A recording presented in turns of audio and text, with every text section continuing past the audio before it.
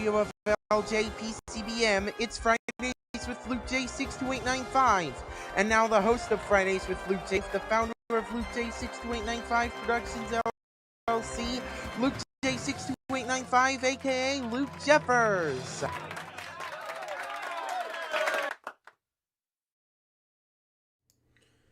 Before we begin this episode, I would like to say two things. One, I would like to apologize about what happened last week because of difficulties I'm having with Wi-Fi the internet issues I'm having right now because internet is fine right now, and two, I don't know, I was gonna do FwL's 7th anniversary episode, but then I pushed it back to today. So thank you all for your patience and understanding, and let's get on to the show. Thank you, Decent Comments Man 2004. Hello, people. This is Luke Jerry speaking. Welcome to Friday's LukeJ62895 episode number 342. And join me for this episode. Billy was supposed to be here for episode 342, but we have remix problem, ladies and gentlemen. Yeah, hey everyone, and trying to get through the day. Keeping my stress level down a bit, hopefully. So hopefully that will continue. And happy 5th anniversary to Cartoon Explosion. Happy 5. Yep, happy 5, ladies and gentlemen. Yep. Because this year is so exciting about Cartoon Explosion this year. Because not only it's our 5th year, but Cartoon Explosion is rebooting itself. And it's going to be everything I can imagine. And so stay tuned, guys. Later next week, you guys are going to see something awesome from what I'm going to share with you guys. And what you can expect for Cartoon Explosion, you know, for the future ahead and our amazing 5 years. So thank you, everybody. Thank you so much for the 5 years of Cartoon Explosion. Thank you, guys. Love you guys. Thank you for the follow. Thank you for the support. Because in the end of the day, we are cartoon lovers, and we are, you know, cartoon fans for life and for everybody in the world. So cartoon lovers rejoice and reunite, and Cartoon Explosion is everywhere, and you know, we're on Facebook and on Discord. So check us out, everybody. And again, thank you very much for these amazing 5 years of Cartoon Explosion. Thank you so much. And thank you for all of us at Cartoon Explosion, everyone. Well, before we begin this not only this Cartoon Explosion's 5th anniversary episode / 7th anniversary episode of FwL, I got 3 depth topics to talk about, along with the 2 recaps on WWDC 2021, which is supposed to be happening last week, but pushed back to this week. And E3 2021 for this week. E3, and I got my topic and all that good stuff. So, and afterwards, a lot of stuff is happening on this episode. Because once we get done with all of these topics, we're going to show you the best moments of 7-year history of FwL history. So, without further ado, let's get to our depth topics right now. So we got, shall we? So we got. Now, his name is Paul Robert Soles.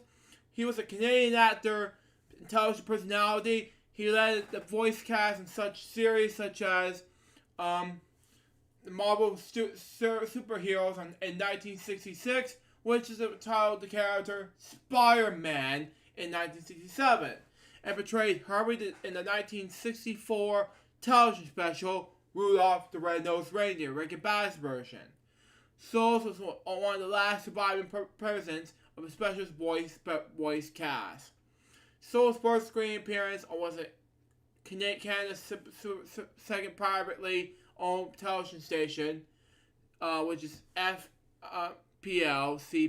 FTPL, how to pronounce it, in 1953 he continued to perform for over 60 years later, performing as in 2016 as a comedy web series, My 9-Year-Old Roommate, on the Canadian Broadcasting Corporation's online comedy channel, CBC Comedy. Acting roles. Solos was a role of Hermie the Misfit Elf in Rankin Bass's Rudolph the Red-Nosed Reindeer, which I seen as a kid, from 1964. He also voiced Marvel superhero Spider-Man in the original animated television series, also from the 60s. He also played the Lawbreaker on the CBC panel quiz show This Is the Law in the 1970s. And played Costas Survivors on the Canadian soap opera Riverdale. In 2001, Soul took over the role of Shylock, the Joel, in a short for his Festival of Canada production of The Merchant of Venice, after Al Waxman, who was originally scheduled to play the part, died. Wow. Souls played Sam the Pizza Shop owner in The Incredible Hulk in 2008. And his other film appearances included the roles of Ticket to Heaven in 1981, Just the Way You Are in 1984, and The Gun Runner in 1989, opposite Kevin Costner. He also played Danny, the Montreal Customs house janitor in 2001 crime thriller, The Score. Souls was the 2006 Gemini Award for this role for the television series Terminal C. And the 2017 Canadian Screen Award for Best Performance by an Actor in this digital performance for My 9-Year-Old Roommate. Okay? Voice work.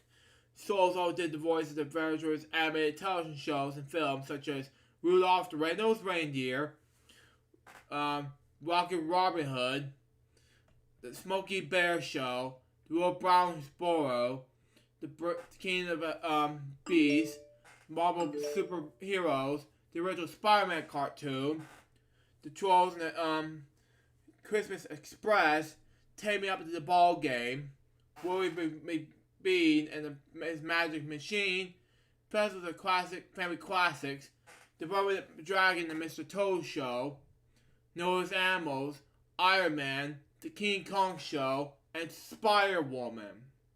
Souls is also the narrator of the wonderful stories of Professor Kissel, the voice of the Commissioner in the 2005 animated television series Fun Pack.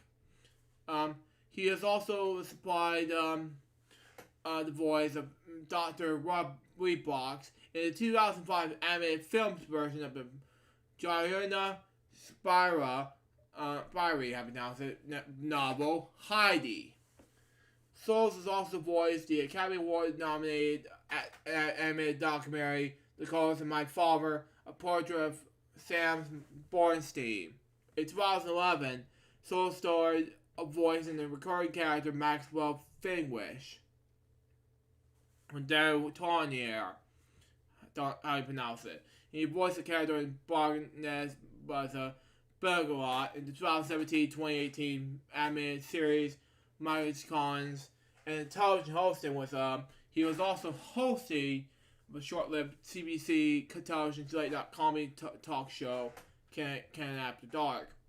Okay, goes to the public affairs show Take Furry for 18 seasons. Wow, for hosts such as Ed Camerson and Emily Clarkson.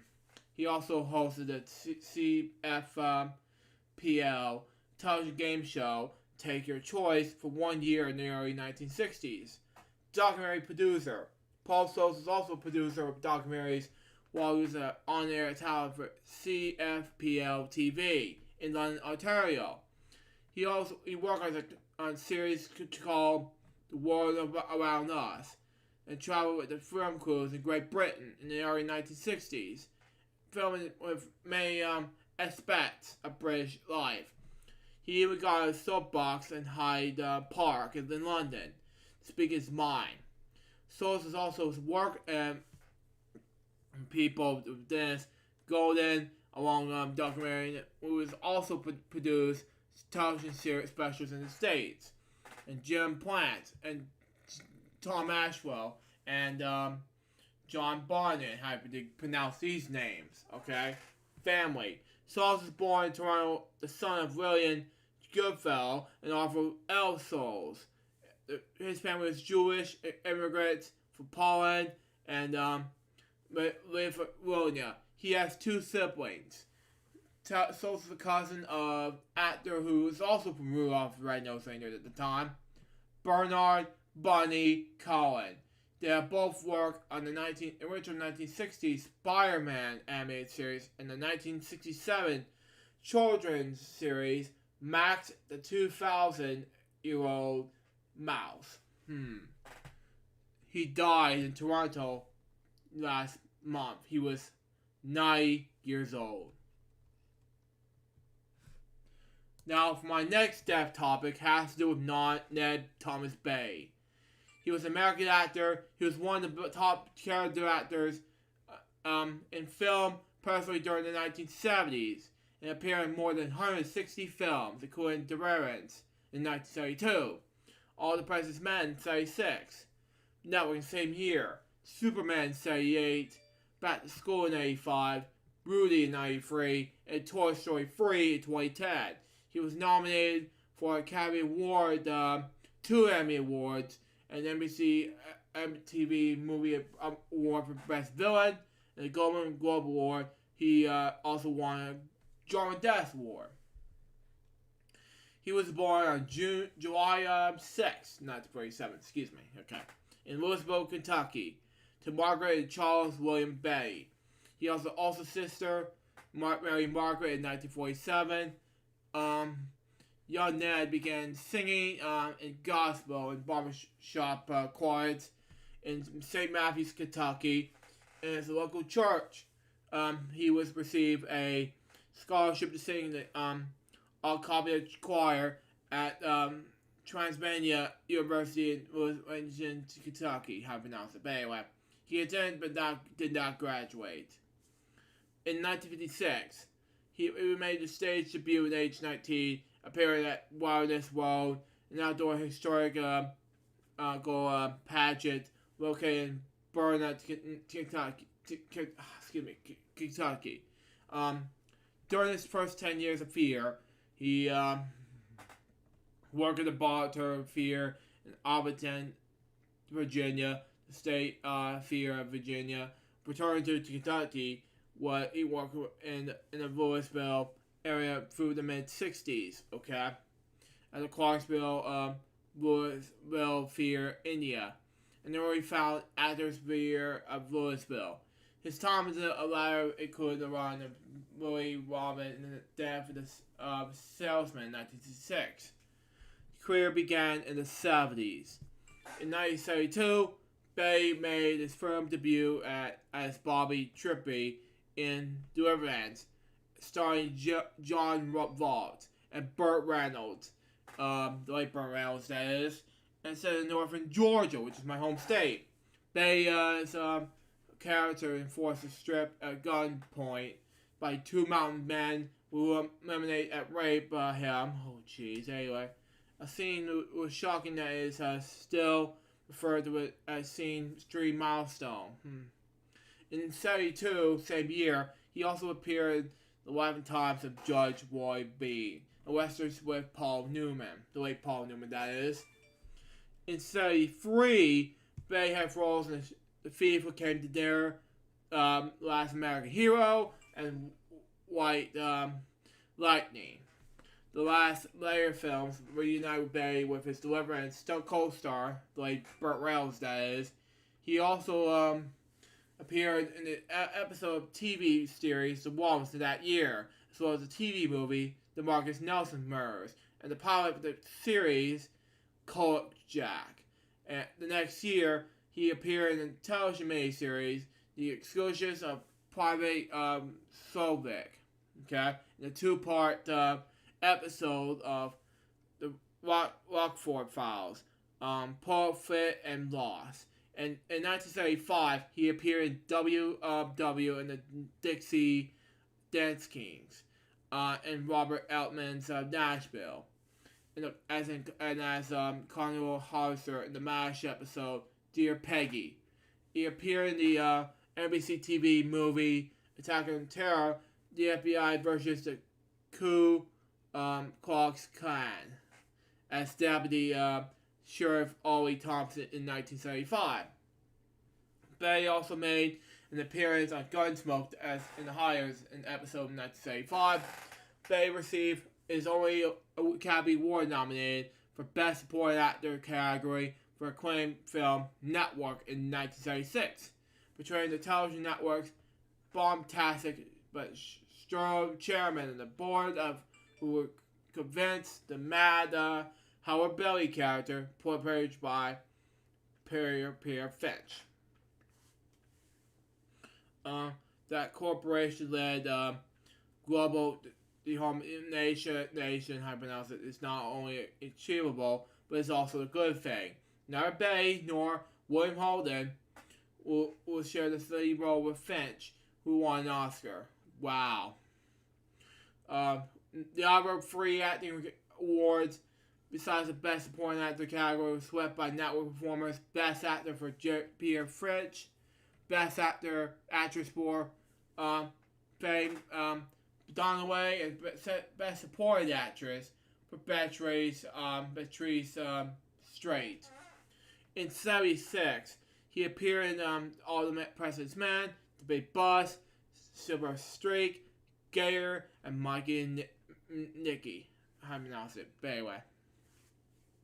In 1977, he returned to work with John Boorman in episode 2, The Historic, in 1977. He appeared in the final chapter, the first episode of the television series, Quinn's Martin's The Tales Expected. During the 78, he starred the short-lived sitcom Seismic, I didn't pronounce it, sorry, on CBS.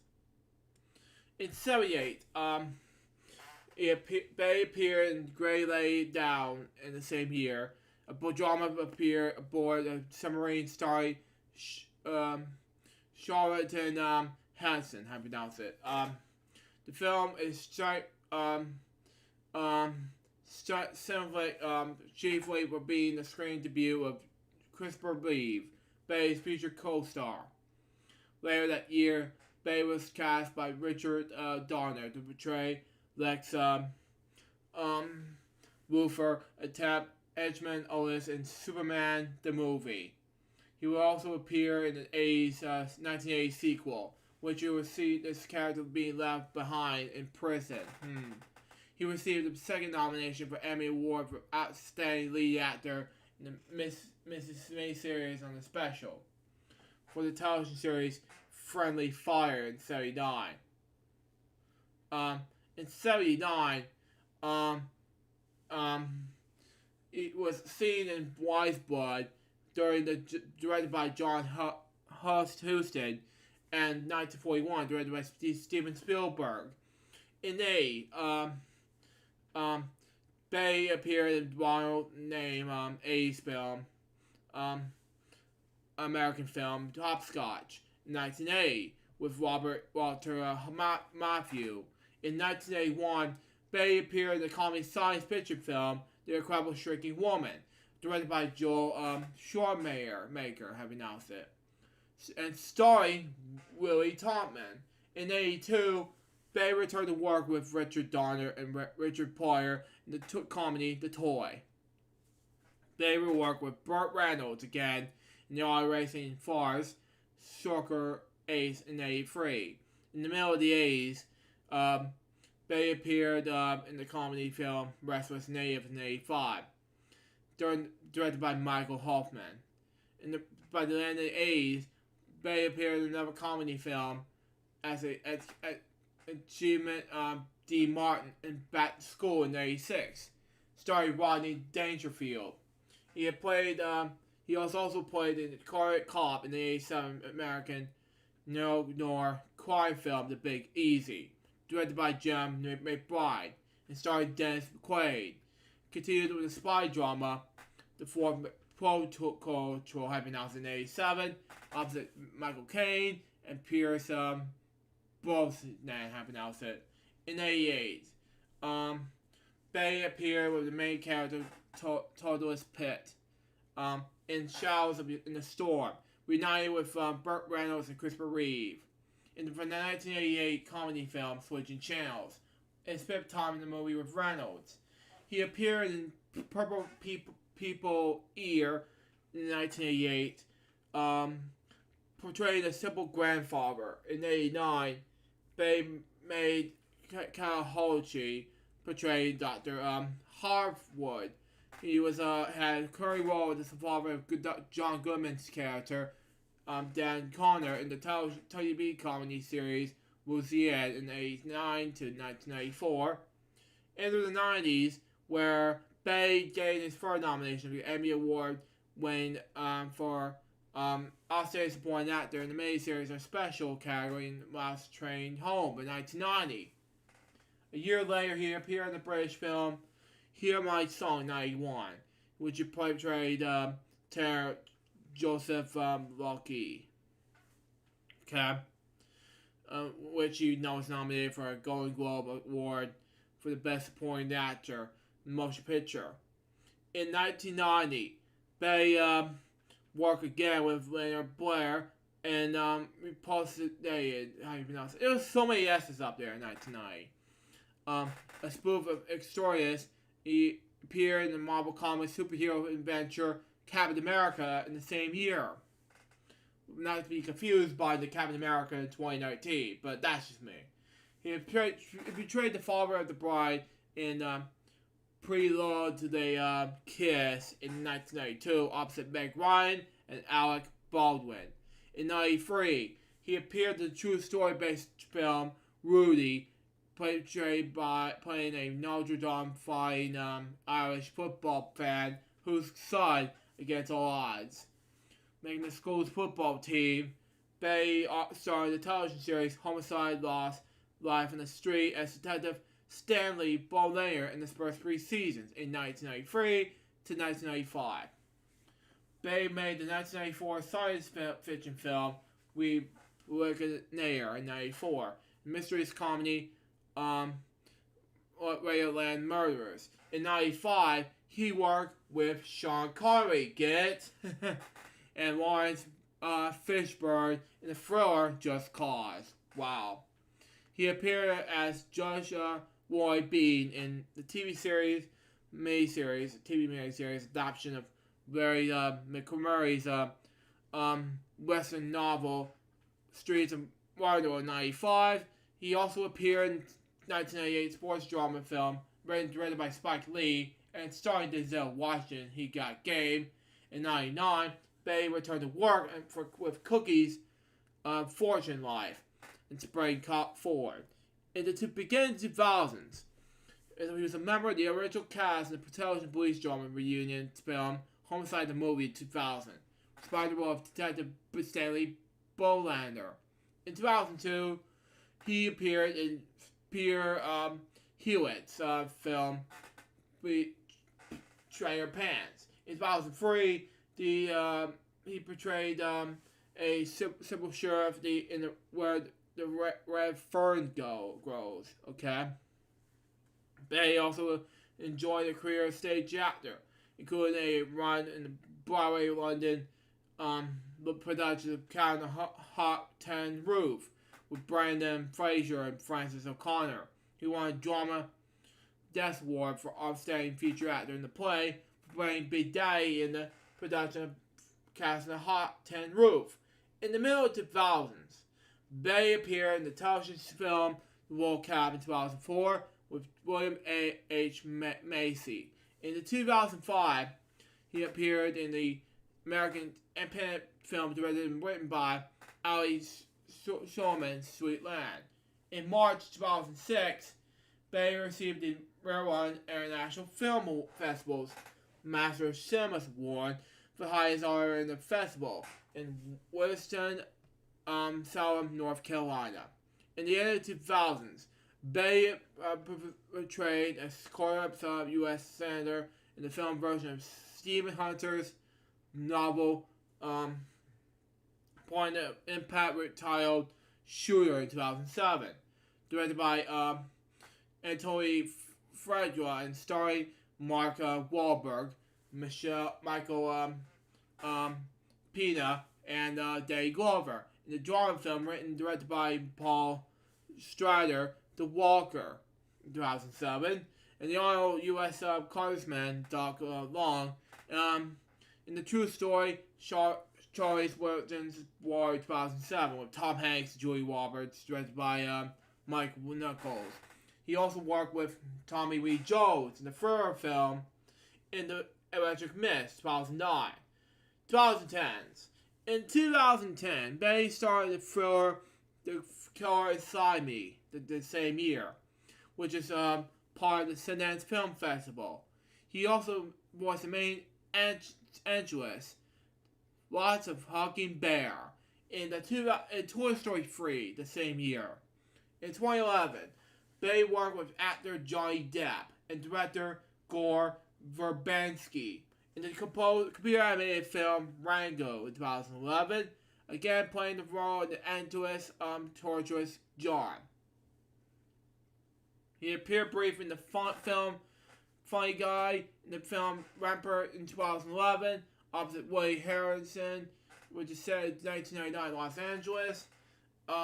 Bay's final television appearance was a sitcom television series was Go On in 2013, starring Matthew Perry, have pronounced it.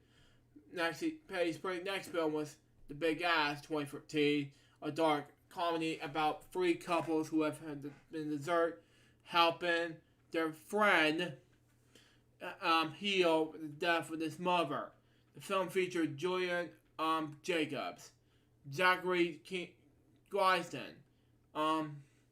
David Krumholtz, I pronounce it, Lane Linsky, Alna O'Reilly, and Jason Riller. It was directed by his son, Thomas Bay, and, of course, Rebecca Fishman. His other next movie was Badgey Claim in the same year, 2013, an American comedy film directed by David E. Talbert, and written by Talbert himself, based on a book in the same name, opposite Paula Patton, our Brody, Domon Hanasu, have an outfit, Tay Diggs, Christina Millen, and Derek Luke, wow, which is also Bay's final film role before his retirement. Okay, that's just me. Bay was married 4 times. His first wife was Wild Chandler.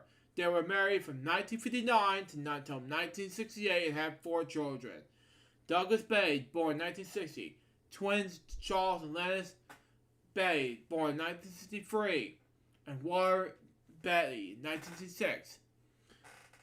His second wife was the actress Belinda Bowery, who was married from 1971 until 1979 and had 2 children, John and Blossom Bay. His third wife was Dorothy Adams Lindsay. They were married from June to my birthday! My God! In 1979 to March 1998 and had 2 children, Thomas Bay in 1980 and Dorothy Bay in 1983. His fourth wife was Sandra Johnson and married on November 20th, 1999, residing in California. They also maintained a residence in Carlston, Minnesota. Bay was not related to Hollywood star Warren Bay, both born in 1937. When after they were related, Ned has been known for the joke that Warren was his illegitimate uncle. Okay, makes sense. On June 29th, 2012, Bay announced attended the 40th anniversary screening of The Vermins of Warner Brothers with Burt Reynolds, Ronnie Cox, and John Voight.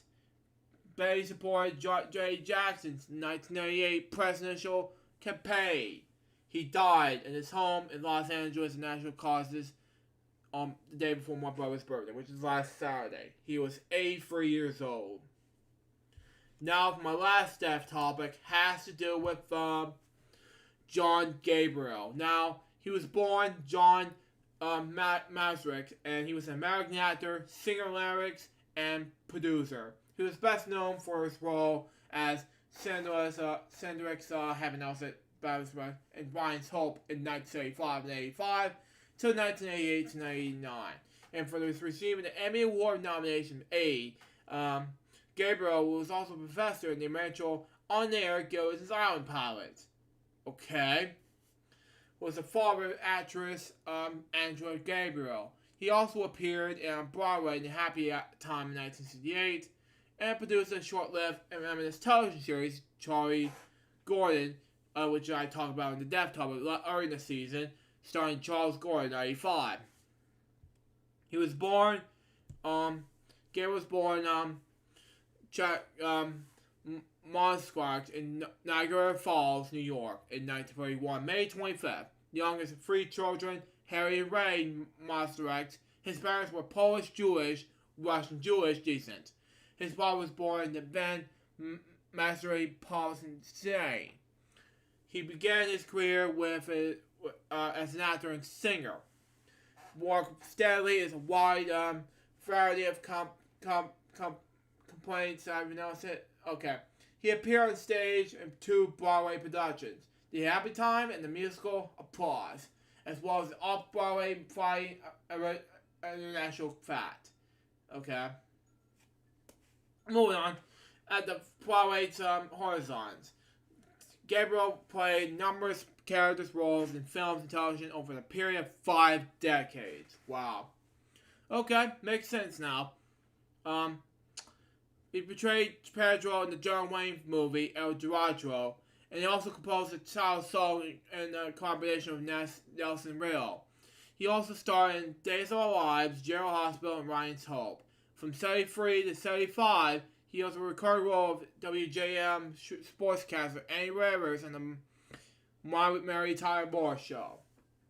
As a singer, Gabriel appeared on numerous television shows, including The Ed Sullivan Show, The Merv Griffin Show, The Mug Douglas Show, and Regis and Kathy Lee, among others. He produced the Charles Gordon Show for 6 years. Words and music. In 2004, Gabriel wrote and produced, along with his actress wife Sandy Gabriel, who married him, I'm not sure, best known in the roles, and as Andrew Torrey in All My Children, a nightclub act who he regularly toured around the U.S. The show, titled Wars and Music, was a celebration of classic American song, inspired with stories from Gabriel's vast experience in the show business. In 2010, production was videotaped in Los Angeles. He died last Friday. He was 9 years old. Now, we're going to do the moment of silence reflection regarding these 3 death topics now.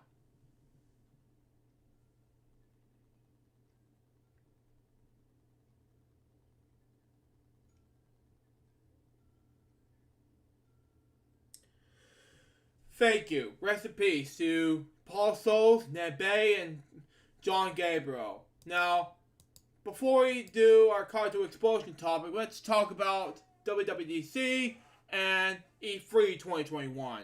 Now, I'm going to read these 2 other topics, and I'm going to go ahead and read, let Remix do his what's been going on to E3 2021 and WWDC 2021, and then we'll do Card to Explosion 5th anniversary afterwards. Let's do it now.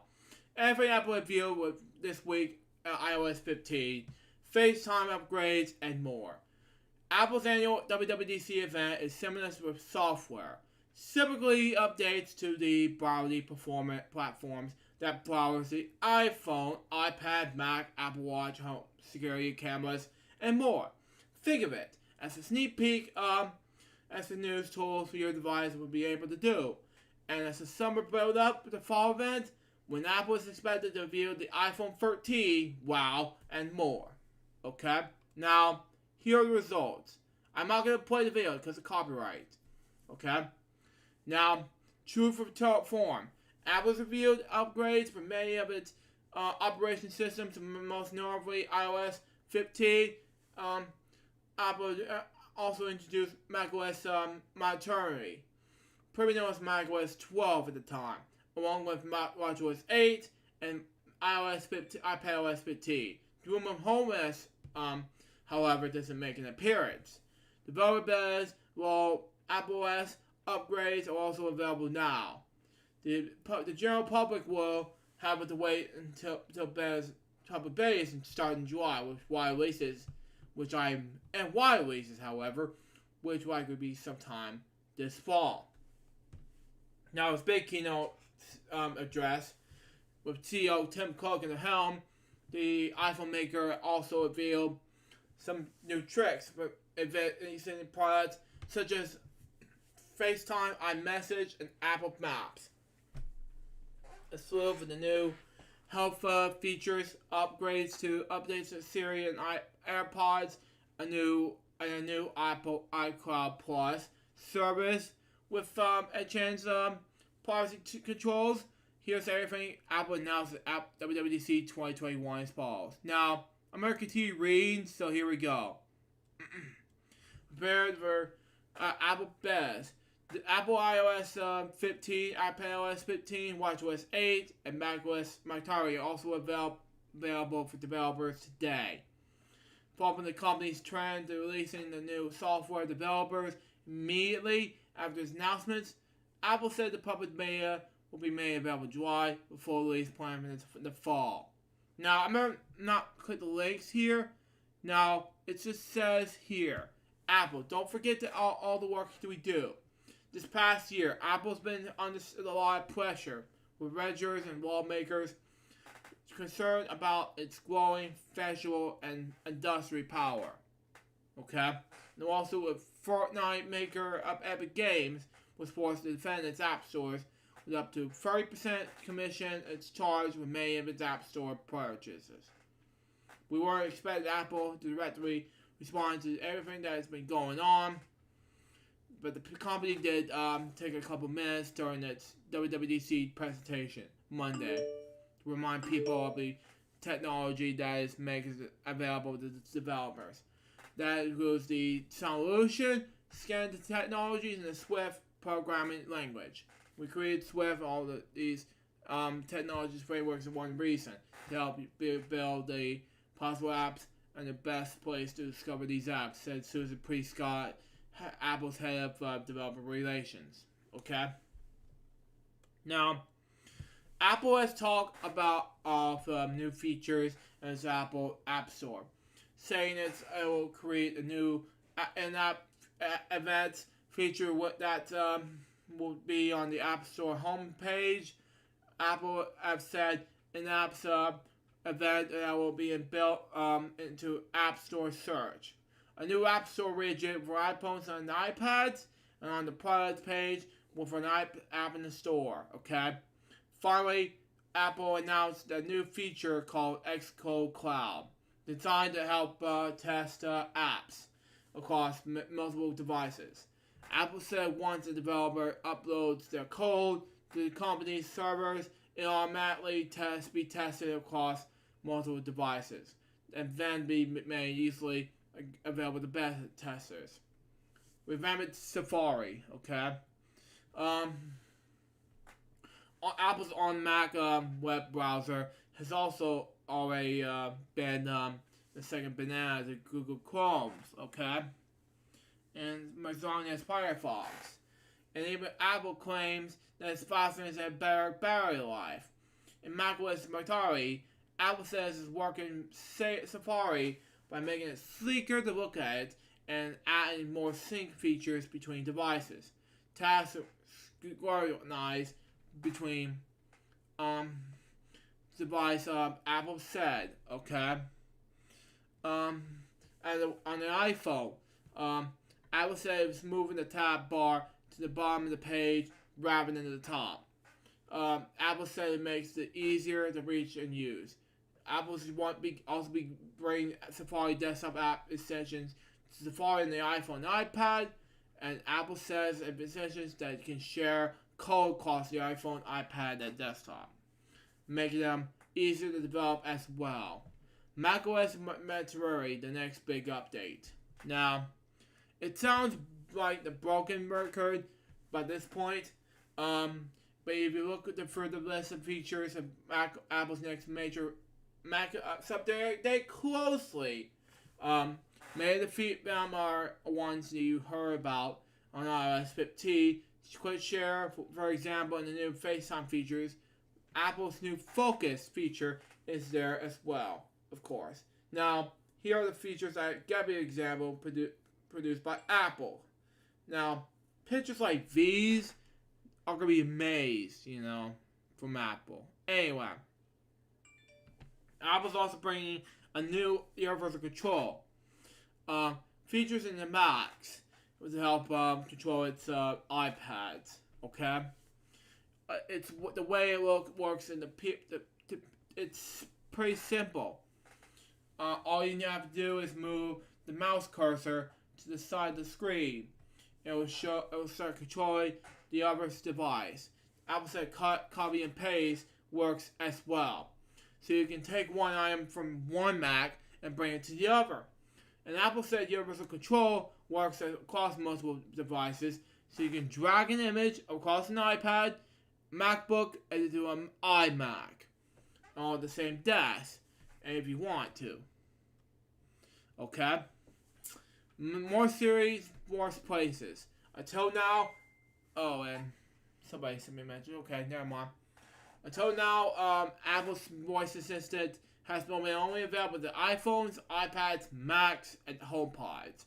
Now Apple says it'll work with partner companies to make Siri available on their devices as well. For example, if your smart thermos has been a microphone speaker, the company will be able to add Siri to it. Apple says it's keeping all Siri commissions in your home, so everything will work together rather than needing an internet connection. And I agree with that. Okay, bigger health push. A couple years ago, Apple had a feature that was Apple Watch to call you for help if you fall. Okay, now it says the health app will identify what your likelihood is to fall in the future. Apple said a new data point said steadiness is Steganify, Silicon have announced it, validated, and based on how you walk throughout the day. If your likelihood before this rises, Apple say will send an alert to warn you. Apple's building other features to help decode health data into its health app. The company said it's building trends in the health app, showing whether you're more and less active, and it's also building more helpful information into the lab's section in the health app. Okay, for example, next time you got a blood test, the health app will explain what each data point means and whether it's within expected ranges. Apple's also and the way to share health data with your family. The company said the people will now be able to share health data with other iPhone users and giving them access to whatever selected data you want. Apple said that it would be perfectly helpful for families with elderly people and kids. Apple said there was also this data was what can't be read by Apple. Okay. iCloud Plus, okay, for privacy reasons. Apple's added a new service operating to the lineup. This time focused on privacy. The new iCloud Plus is designed to help obscure your information on the web. Okay, let me pause it right here because there's an ad here. I just muted it, by the way. For example, now it's create assured email addresses to you to help keep companies from spamming you. And I agree with that. And it's creating a relay system which hides your information as you're surfing the web. Apple says when you use the relay system, it'll send internet traffic throughout two relay systems, obscuring your information even from Apple, okay? Apple said these features will be built into iCloud for the same prices it charges now, so for many people, it's already built in when the launch is likely later this year, okay? Now, for privacy, okay? How do you say that 3 times, okay? It also increasingly pushed privacy as a way to stand out for its computers in iOS 15. Apple said it was going to begin obscuring IP addresses of its users, meaning that companies won't be able to use your internet address to identify and track you.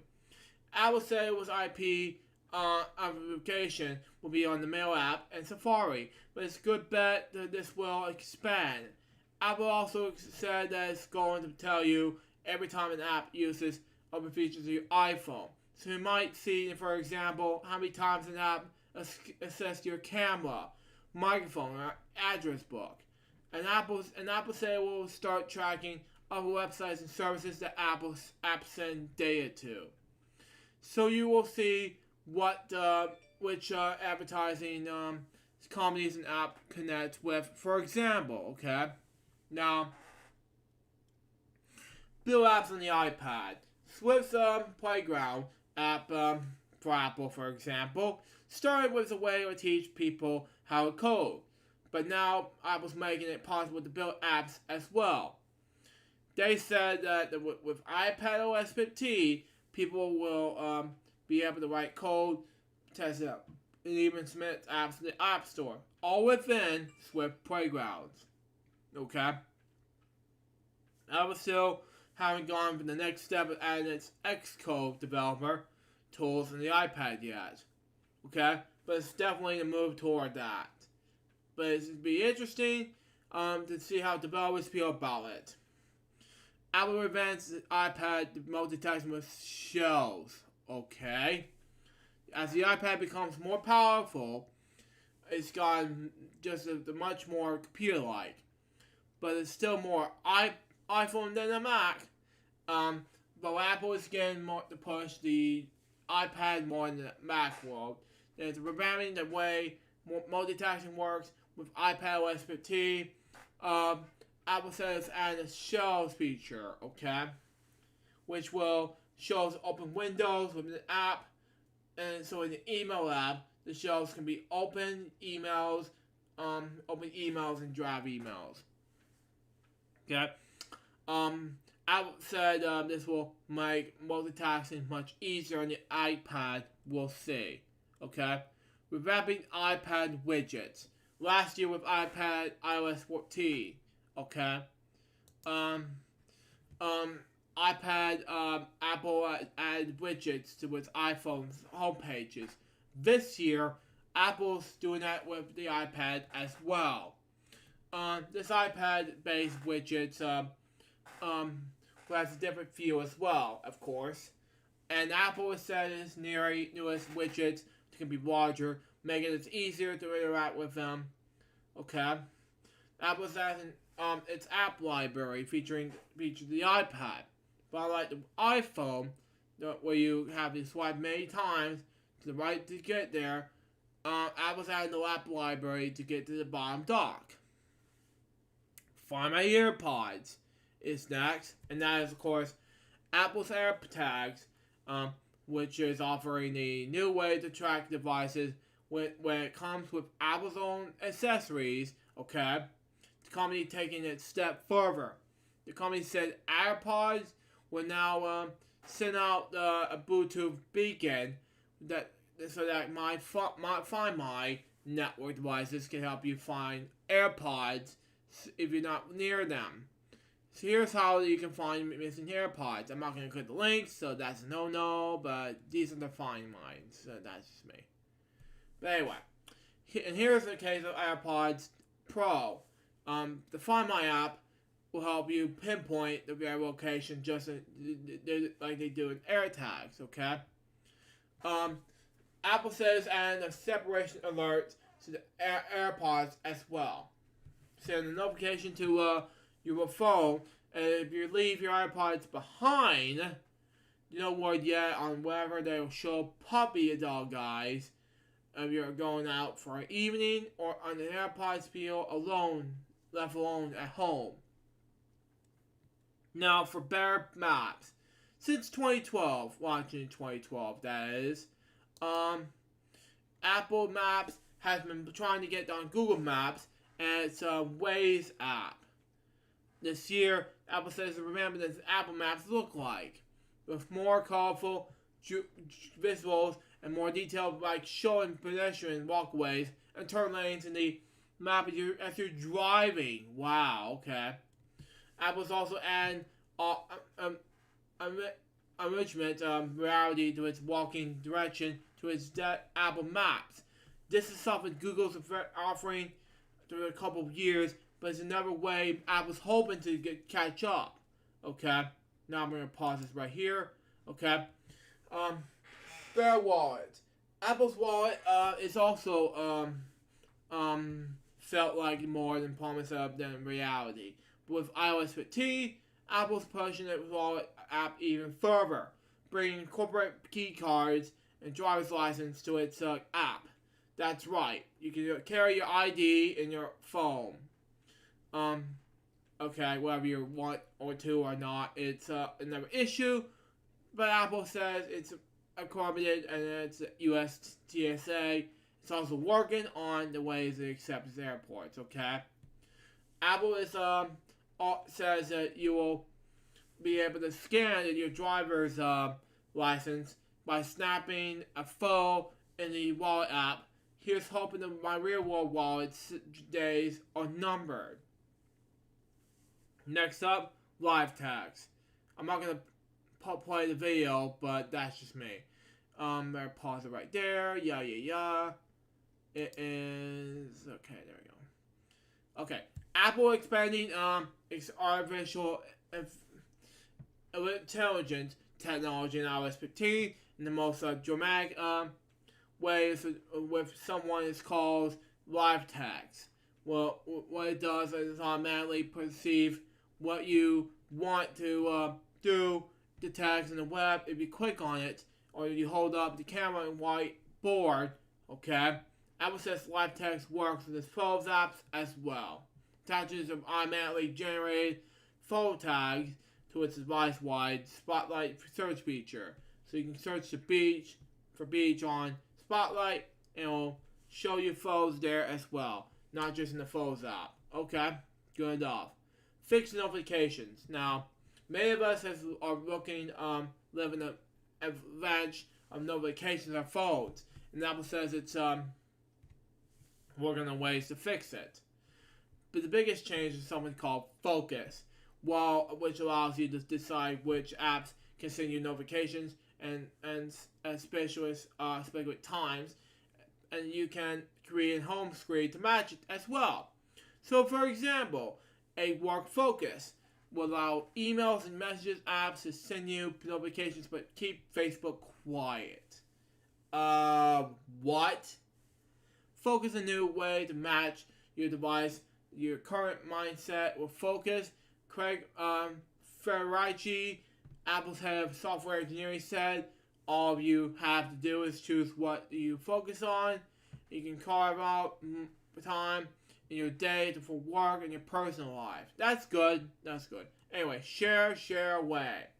Apple spent years experimenting with the share photos, videos, and music. In iOS 15, Apple said it was building new features to share a video or a song in the Messages app, but people will able to share a song to Spotify, for example, as well, and listen to it with friends at the same time.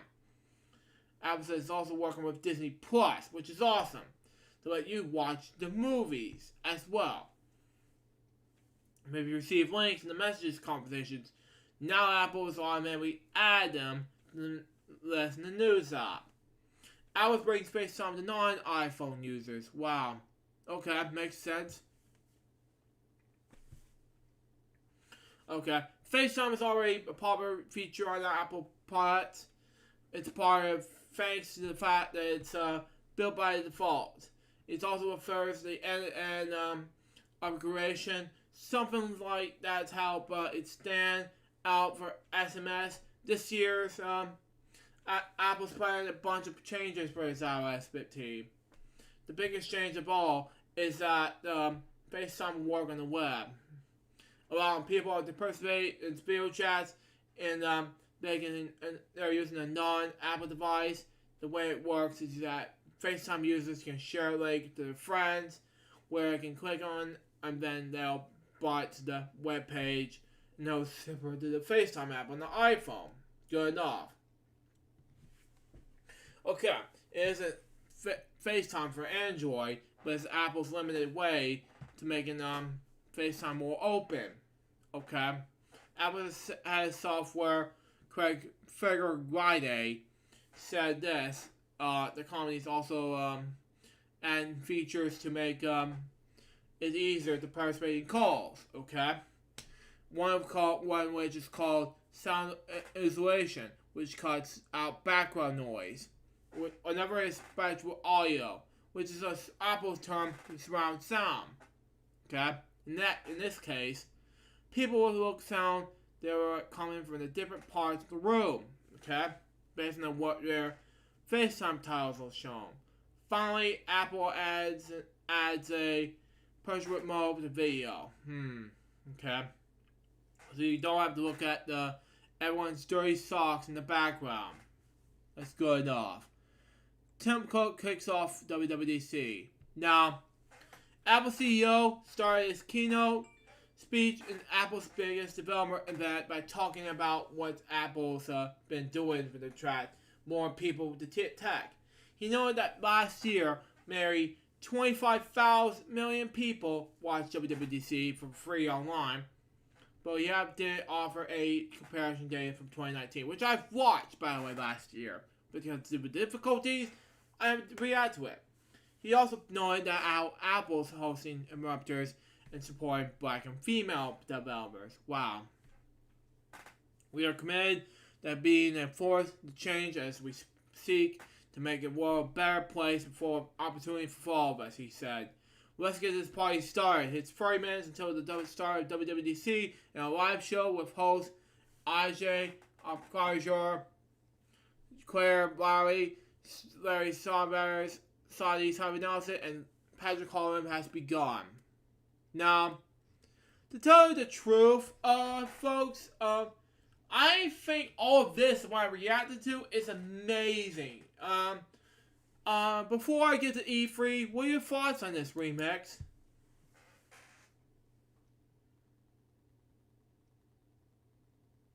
Everything what I just said. Yeah, sorry, Luke. I had to unmute the mic. But yeah, WWDC was it was great. Yeah. Especially the new macOS Monterey and iOS 15, and now and an update about the iPad OS 15.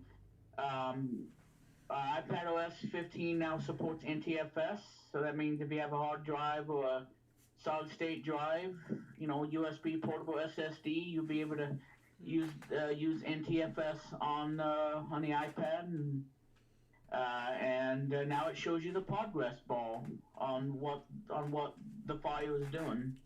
Mm-hmm. So that's a big welcome for iPad users. Yeah. And I think that's what they complained over iOS 14. So they're gonna get that in iOS 15. So still, which is awesome. Yeah, exactly. Because like I said, iOS 14.5 was probably the biggest update by adding a lot of new features, and for us gamers, using PS5 controller and the Xbox Series controller. So if you're lucky to find an Xbox wireless controller, then you'll be able to use it on the iPad, which is awesome because with Apple Arcade, I mean people are still playing Apple Arcade at the home, for the because of the pandemic, but. Mm-hmm. I mean, yeah, Apple Arcade is awesome, and the Xbox controller is totally awesome too. Yes, exactly. I mean, no buts about it. No ifs, so's, or buts about it. Yeah. But I mean, yeah, it's just it was great, and yeah, WWDC it was terrific, and Mhm. and yeah, I tell you, a lot of new stuff, and it was amazing, and I like the some of the features they have on macOS Monterey, so I like some of those features. Yeah, same here.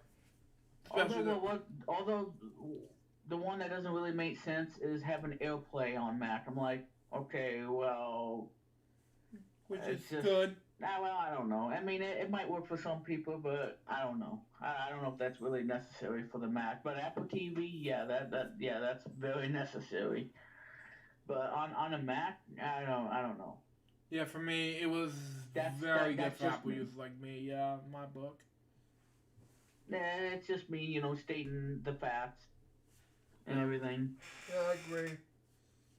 But I think I've decided. I think I'm gonna not do the radio show today. So I'm gonna probably be here loose throughout the show because I'm the executive producer of We're One Radio, and so I'm probably gonna not do the radio show tonight.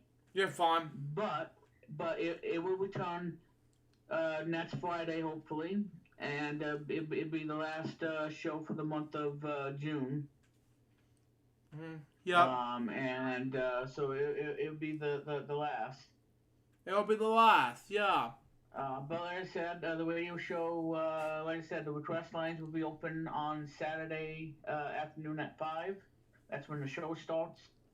And I want to remind everybody, send in the request on our Discord server only and not on Facebook, because that's what happened with Andrew, because Andrew Andrew Hawking. Hawkins, because he sent the song request, but he sent it from Facebook.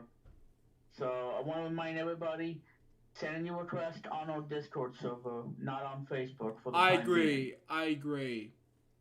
I haven't done requests since you left the Discord, the Facebook thing, request thing. You know. And you know what, Luke? Not only your birthday's on a Monday, but that's also when We're One Radio happens on June 28th. Yes. It's like, hey everybody, welcome to We're One Radio. This is your We're One Radio for Monday, June 28, 2021. Oh my God. And I think that's gonna be the first time that we're gonna say that on the show. Like, this is your We're One Radio for the week of Monday, June 28, 2021. Yeah, exactly. Yeah. So I know, Luke. That's gonna be exciting. It's gonna be exciting, folks. Yeah. Especially the launch of 25, which will be coming up on next week's episode / my 26th episode of my FwL series. But we'll look up for that. Yeah. Well, oh my God, I have a shiny nose. Oh yeah. The reason why Billy had to leave because John Mann was knocking on his door. I was just sending something funny in the chat room. Or Cookie Monster wants some Chips Ahoy. He doesn't like. Yeah, he wanted Chips Ahoy. Oh God. That's what he wanted. He doesn't like chip-tastic chocolate chip cookies. Yeah. Yeah, that monster is weird sometimes, especially, 'cause he's very nitpicky on his chocolate chip cookies. Oh God, help me. Yeah.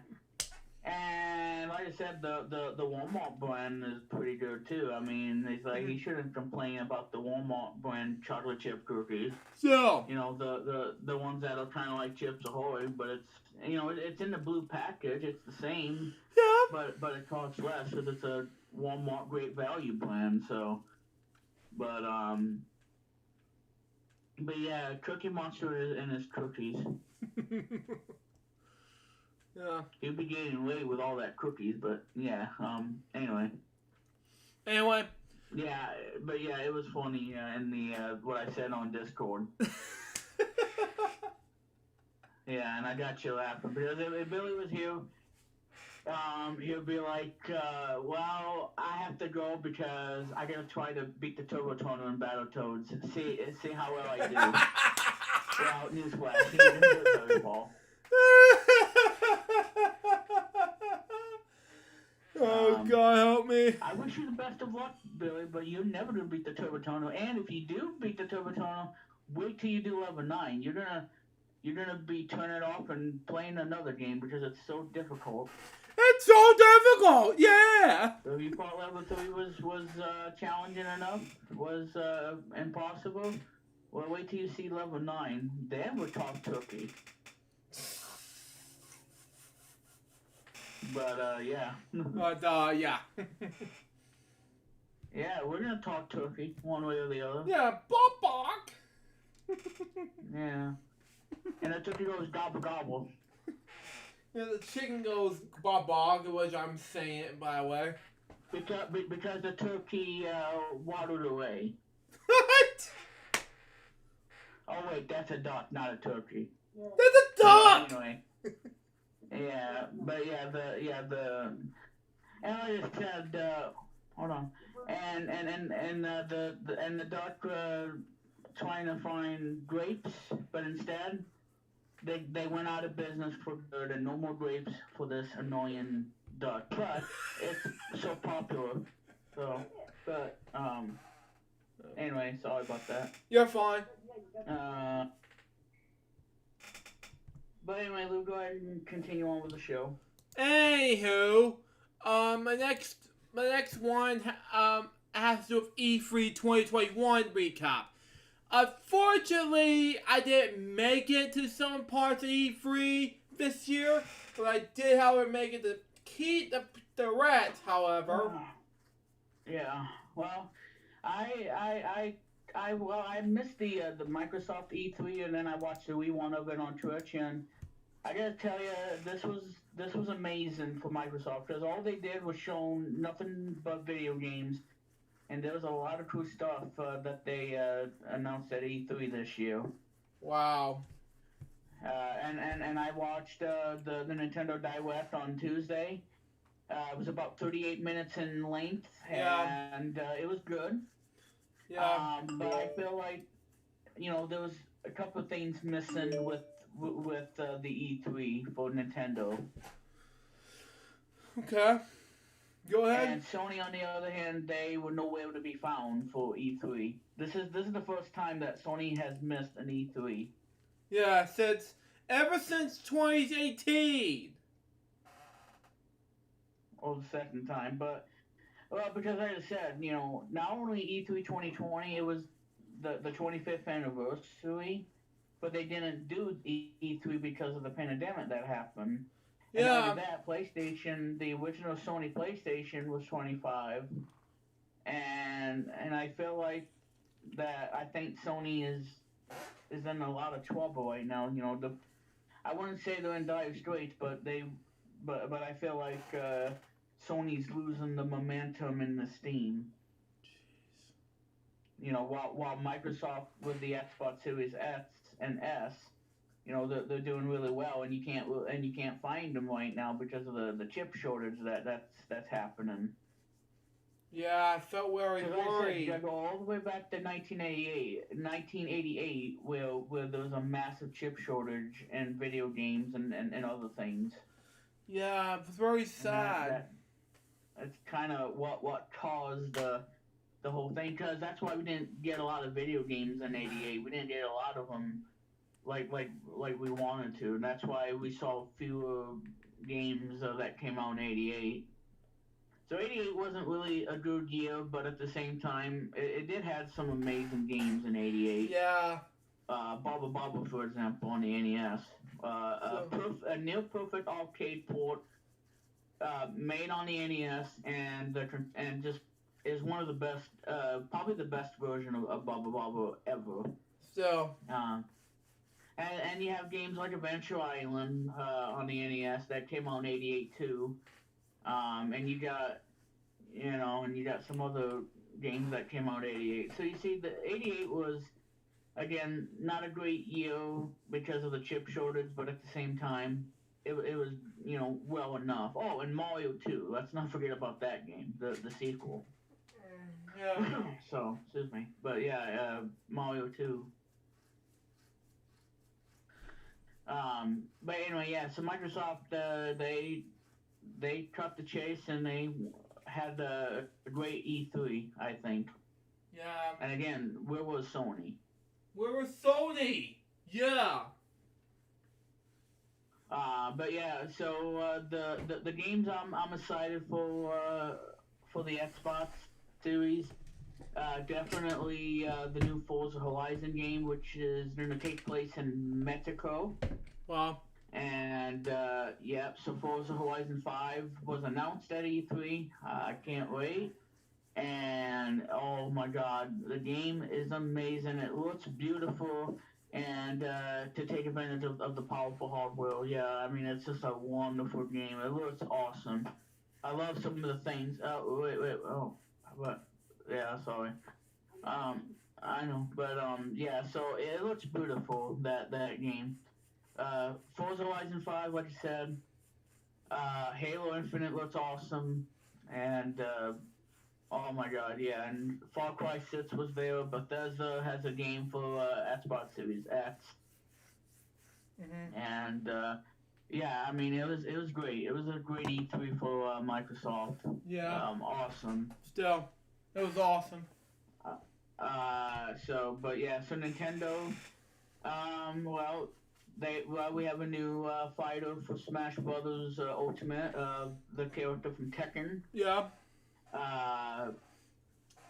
And I think that one game is coming back by Capcom, that Ace Attorney game. And Mario Golf Super Rush. It looks fun. It looks cool. And Mario Party. We got a new Mario Party game coming out. Okay. Yeah, it's awesome. It is.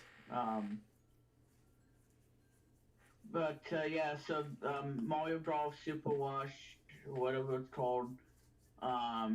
The Mario Party Superstars looks awesome. A new role-playing game. Sorry about that. Yeah, so there's a new, I don't know what she's watching. I don't know, but, well, just be careful. Yes. Well, I'm almost done.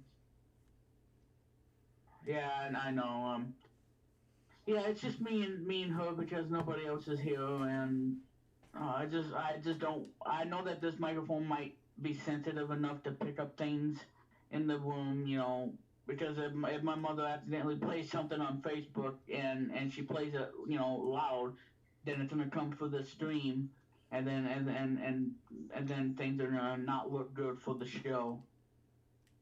Yeah, it's terrible, Well. Oh God. Well, I'll try to be ready if that ever happens, but yeah. And a Geico commercial. Yeah, Geico commercial. I really hate those Geico commercials. They're yeah, so I agree. Yeah. Stupid. And like I said, and if you watch this, David, you're gonna love them. I just don't like stupidity stuff. Yeah, I agree. Anyway. We got Josh with us. Comment. Hey.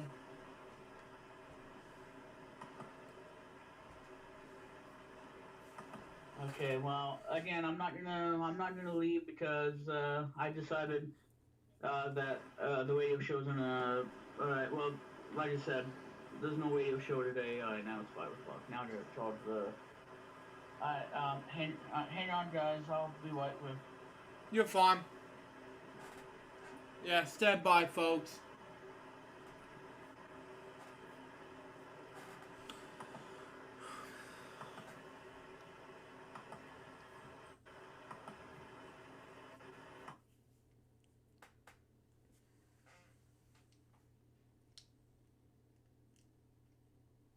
Well, this stinks because now I gotta go over there and do the show, and oh my god, this is really gonna be bad.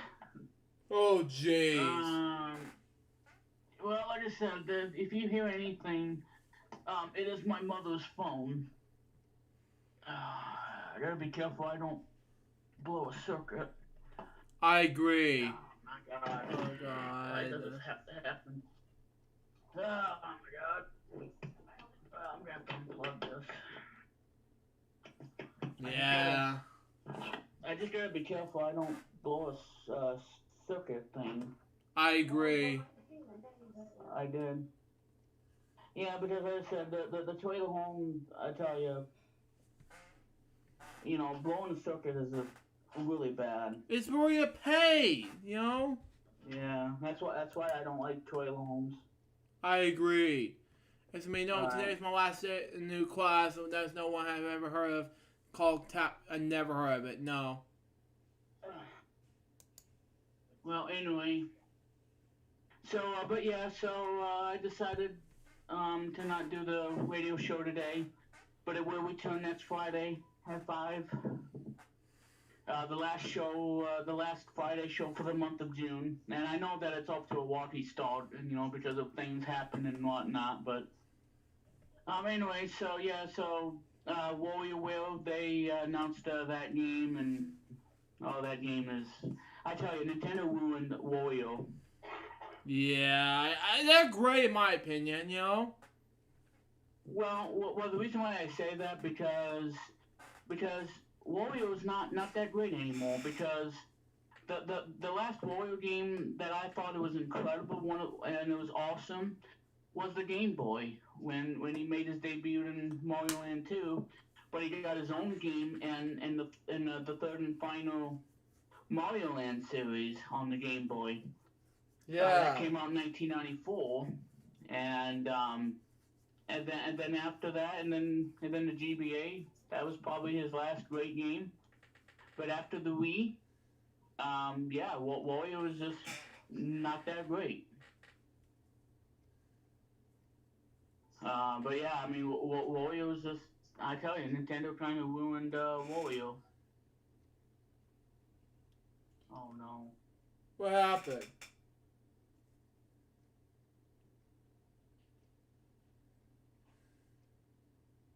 Are you kidding me, Discord? Are you kidding me, Discord? Oh, I'm in the man. middle of talking, and Discord is not responding. No, it's Discord. Yeah.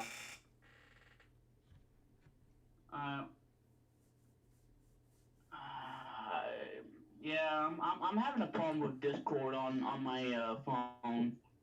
Yeah.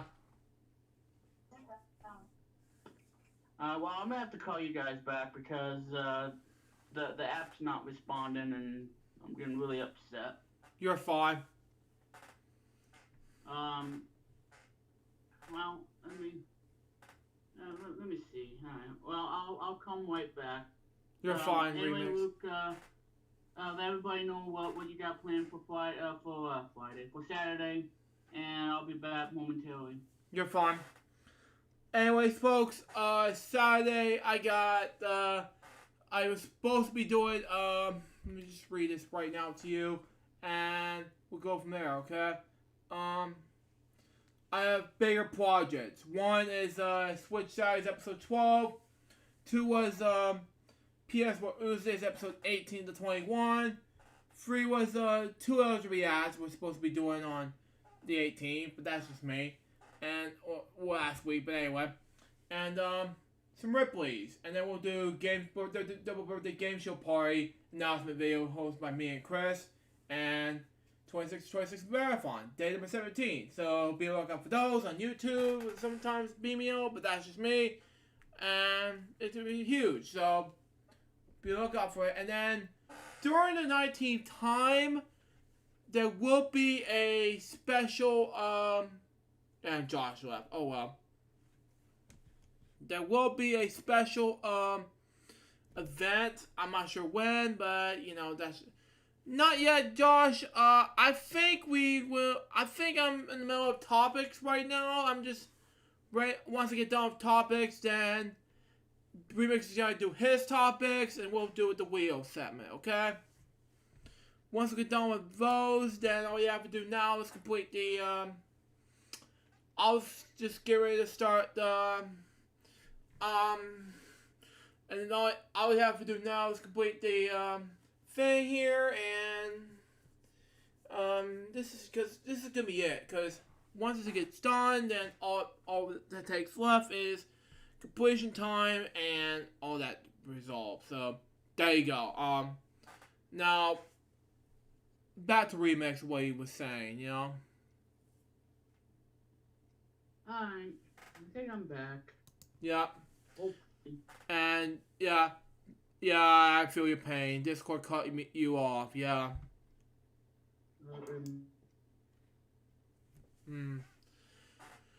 Well,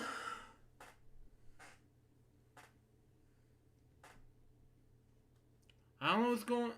Okay, never I think I'm back. You're back. Okay.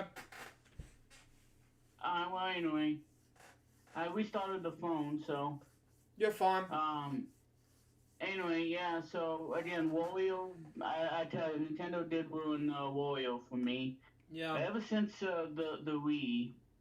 But it's like I said, you know, the last great Wario game that I played was probably Wario Land, Super Mario Land 3 for the Game Boy, because that game is awesome. It's a phenomenal way to end the series.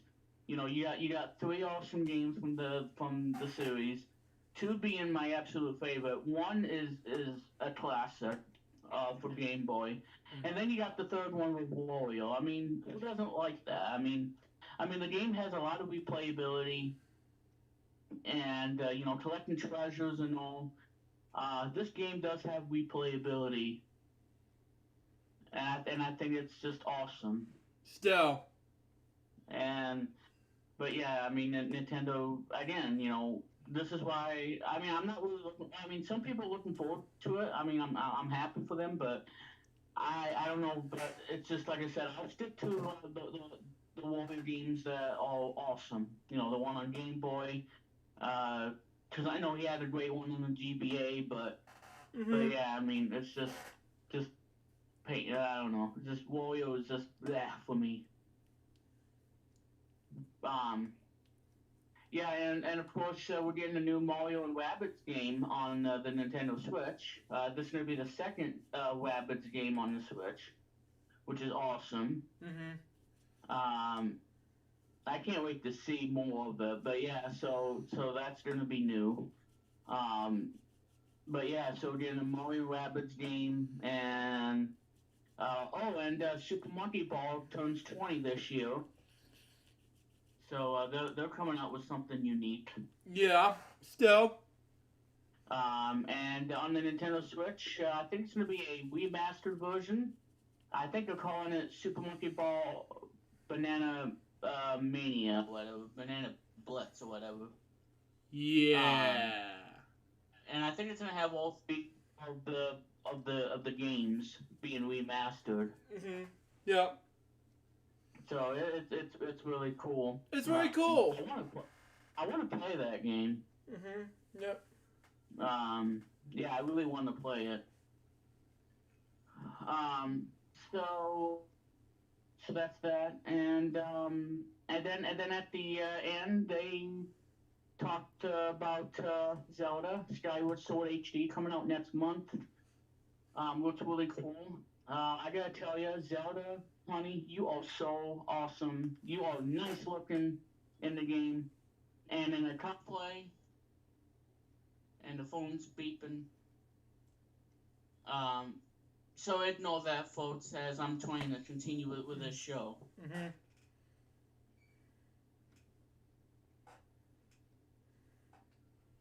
You can hear me, right, Luke? I can hear you. Okay, well, while my phone is being a complete jerk and giving me that Disney signal, even though I'm on Discord. Duh. But yeah, so Legend of Zelda: Skyward Sword, and like I said, seeing Zelda as dressing, for someone dressing up as Zelda is so awesome, and especially in Skyward Sword, she's probably the coolest. She is so cool. Because whoever came up with the design, for her, for the outfit and everything that she wears in that game, I give you my blessing. Yeah, exactly. Because it's awesome. Yeah, I agree with that. Um, but yeah, Skyward Sword HD out next month. Um, and we can confirm to you that that there's no other Zelda game in development for the Switch as we speak, which kind of stinks because I want to see um, Legend of Zelda: The Wind Waker for the Switch. Mm-hmm. That would be great, but there's no other Zelda games on the Switch at the moment. Mm-hmm. So that kind of sucks. That kind of sucks. Yeah. Um, always. Um, so that's that, and of course we're getting a new Game and Watch that's coming out in November, and I'm so excited. So the Oh. Game and Watch, Legend of Zelda, um, because if you remember last year when Mario turned 35, Super Mario Brothers, Mm-hmm. they did something unique. Well, they're doing something with Legend of Zelda, and it's gonna be awesome. So what it is, you get three Zelda games. You get two on the NES and one on the Game Boy, and you get some really fun mini games that you get to play. And they also have that one game, that Game and Watch game that has Link as a playable character. I think it's called Venom. The Game and Watch, but I don't know. I don't know It either. might be Venom. Anyway, Luke, the Zelda games we have for this Game and Watch, obviously the original from 1987. Mm-hmm. And Luke, you're gonna not like this because I really I don't care for this game that much. But some people do. Some people love this game. But I will play Mario 2. I would stick with Mario 2 because it's much better. Uh, Exactly. Zelda 2: The Adventure of Link is in this Game and Watch. Yes.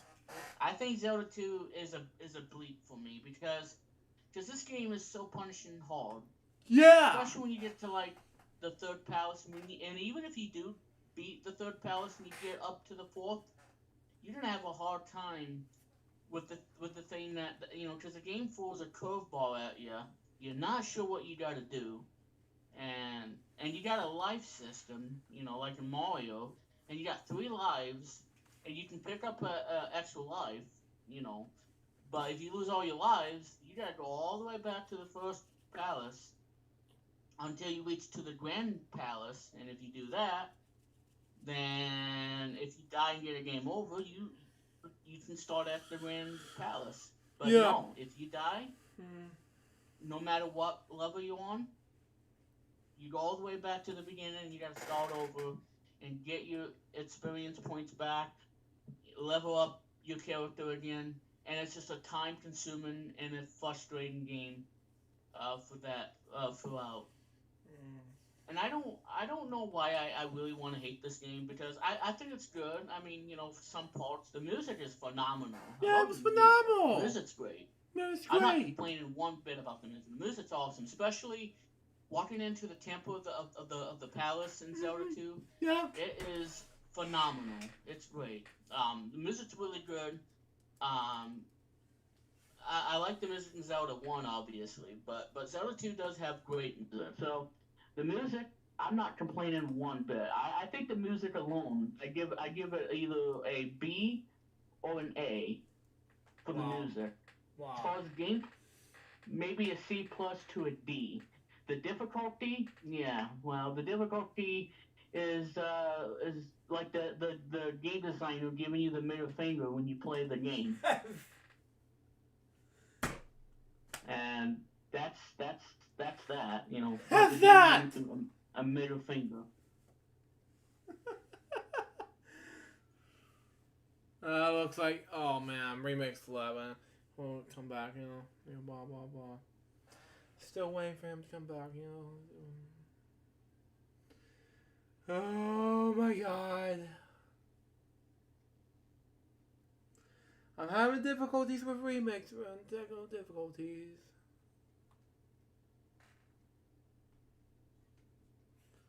I don't know what's going on with Remix right now. It's just Discord. Oh my god. Well, folks, yeah. I don't know what's going on. He's just... Wait a minute. He's at ATK? Come back to jail, Remix. Hang on.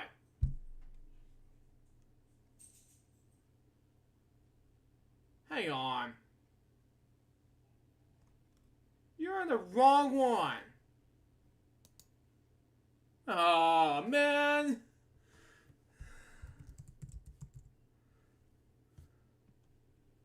I'm so sorry. I don't know what the heck happened. Yeah, I told you need to be in the jail server. I know. Well, I don't know what really happened. Yeah. Told you. So, I do apologize about that. You're fine.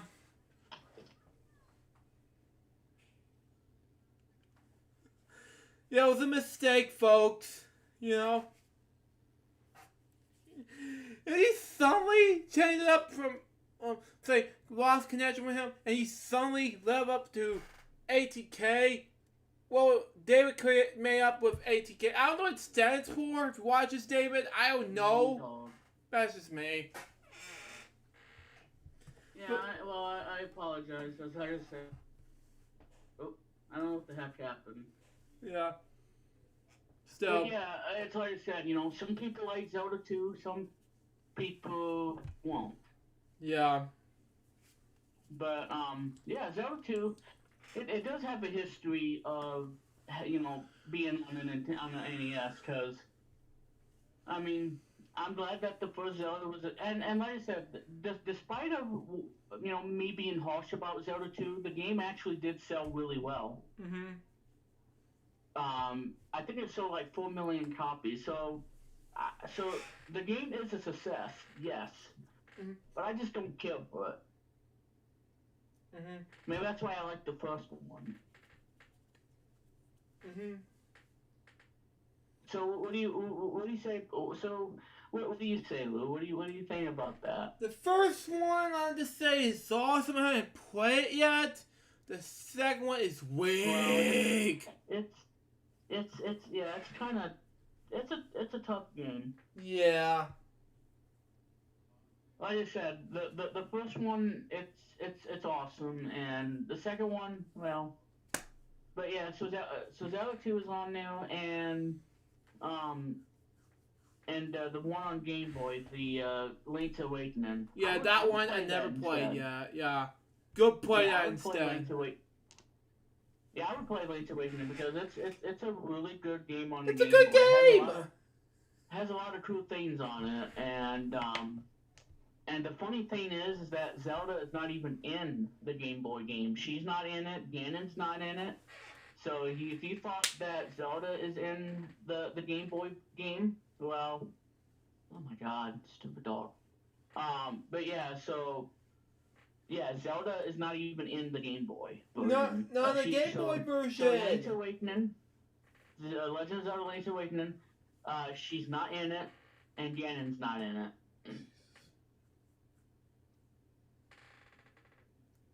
So obviously.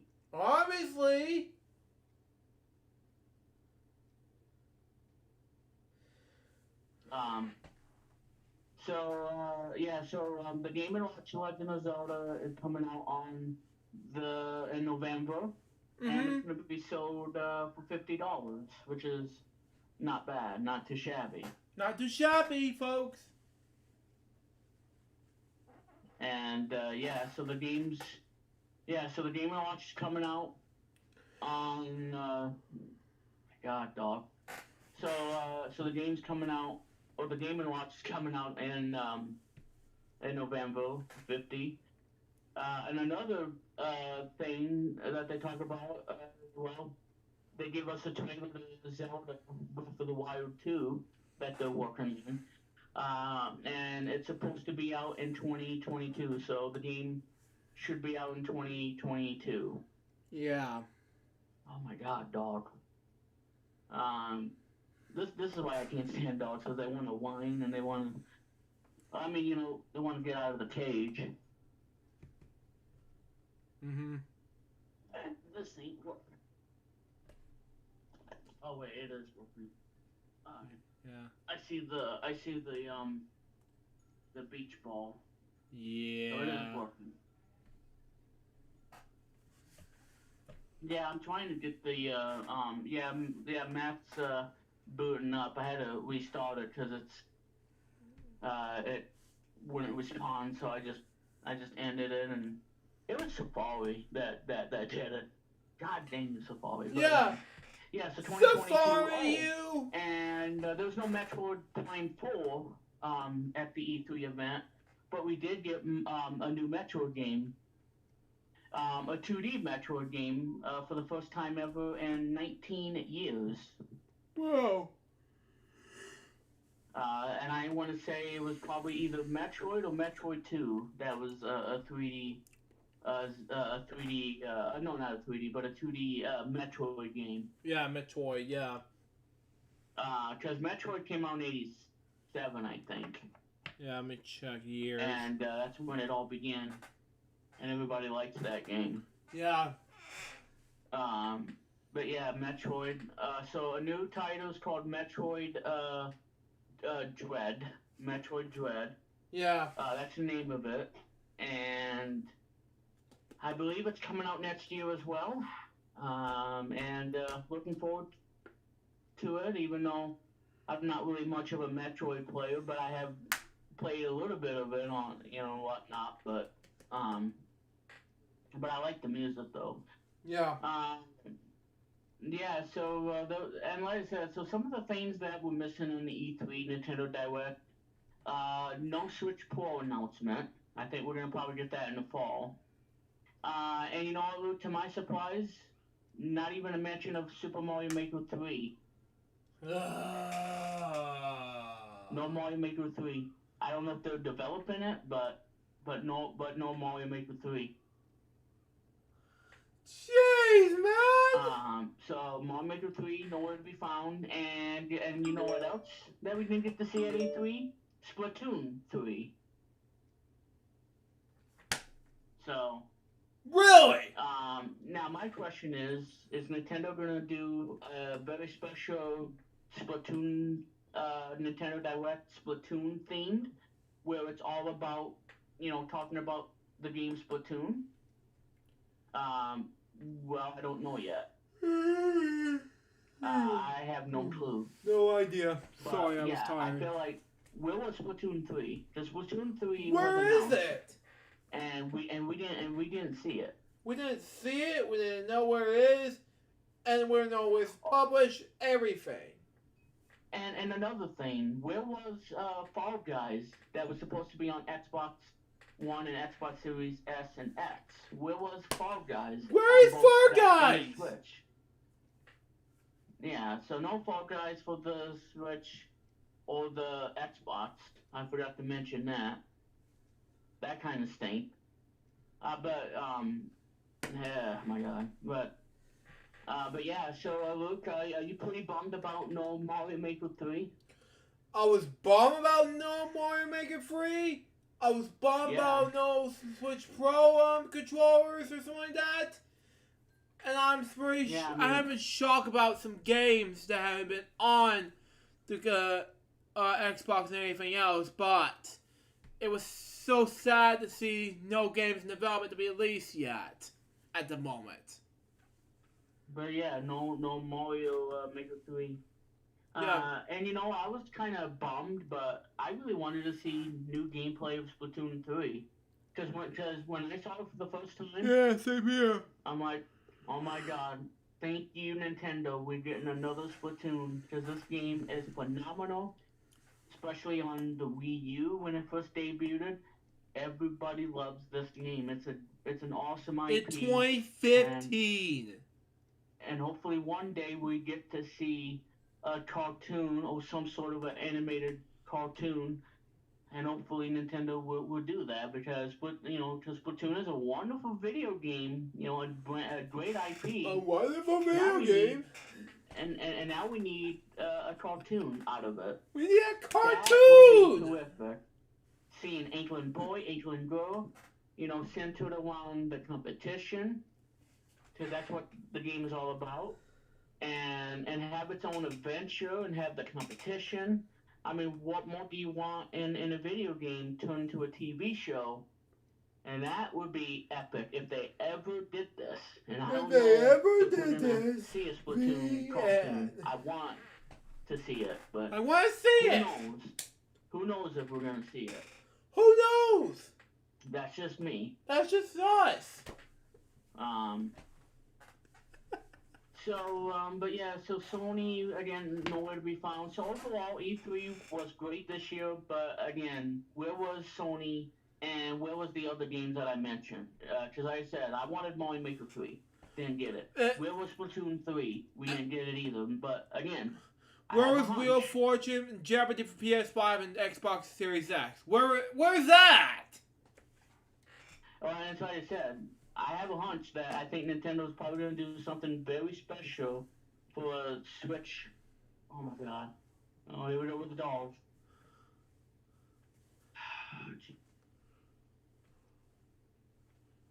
Yeah, don't tell me. Oh my god, the dogs are dirty. Oh my god, dog, shut up.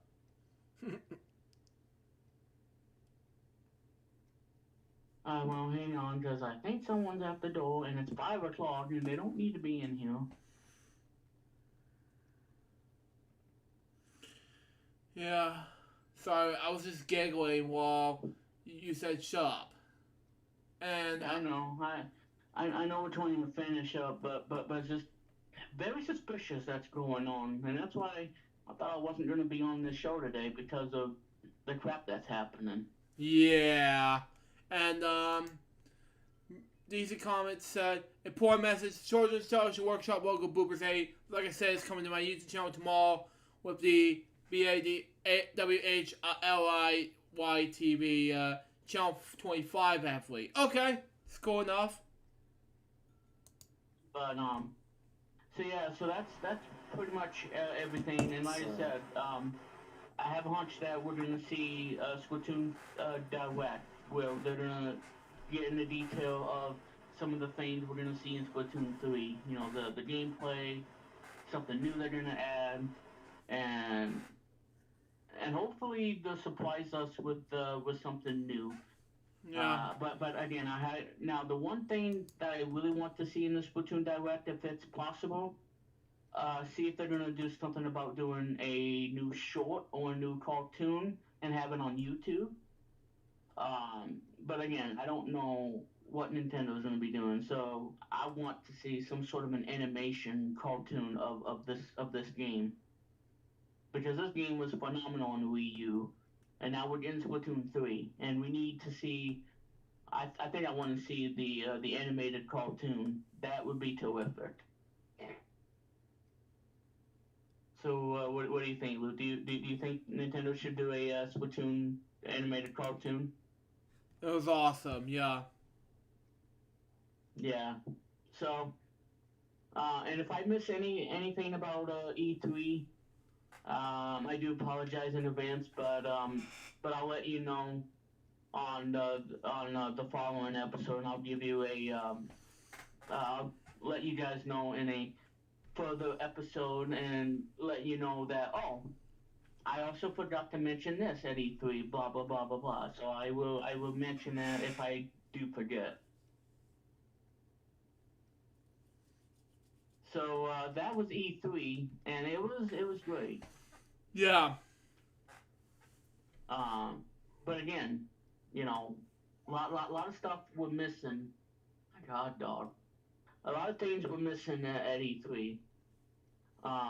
But yet again, I mean, no Mario Maker 3 or Splatoon 3 or even Fall Guys because Fall Guys is going to be on the Nintendo Switch and it's going to be on Xbox. Mm-hmm. Yep. So time will tell, but I do have a hunch that I think we're going to see a Splatoon Direct sometime. So that's pretty much of everything for E3. E3 2021, and we'll have E3 again next year. Hopefully, it'll go back to normal and the crowd, limited crowd. Limited crowd, yeah. And have it all at the stage. Yeah, stage. Exactly, in 2022. For E3 22. Yeah, E3 2022. And be on the lookout for that next year. Yeah. And like I said, E3 is done. WWDC is done. So now next year will be WWDC 22 and E3 2022. It's going to be big, folks. In next month. Yeah. No, not next month, but next year. What am I doing? Well, if there was a sequel to June, we need to make it. Like okay, we were gonna go from June. How about this? June instead of July, we go to June. Juney. Juney. Juney 19th. Juney. Yeah. What are we thinking? So instead of 12 months, it'd be 13 months. So it'd be March, April, May, June, July, August, September, all the way to December. It's for a sequel. Well, hey, I mean, that's I mean, just imagine. Just imagine. May, June, Juney. May, June, July. Too much in the summer heat. Or Juni.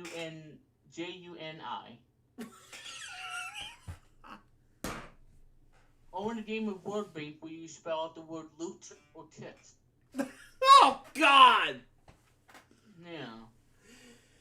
Oh, Jesus. Oh, I know.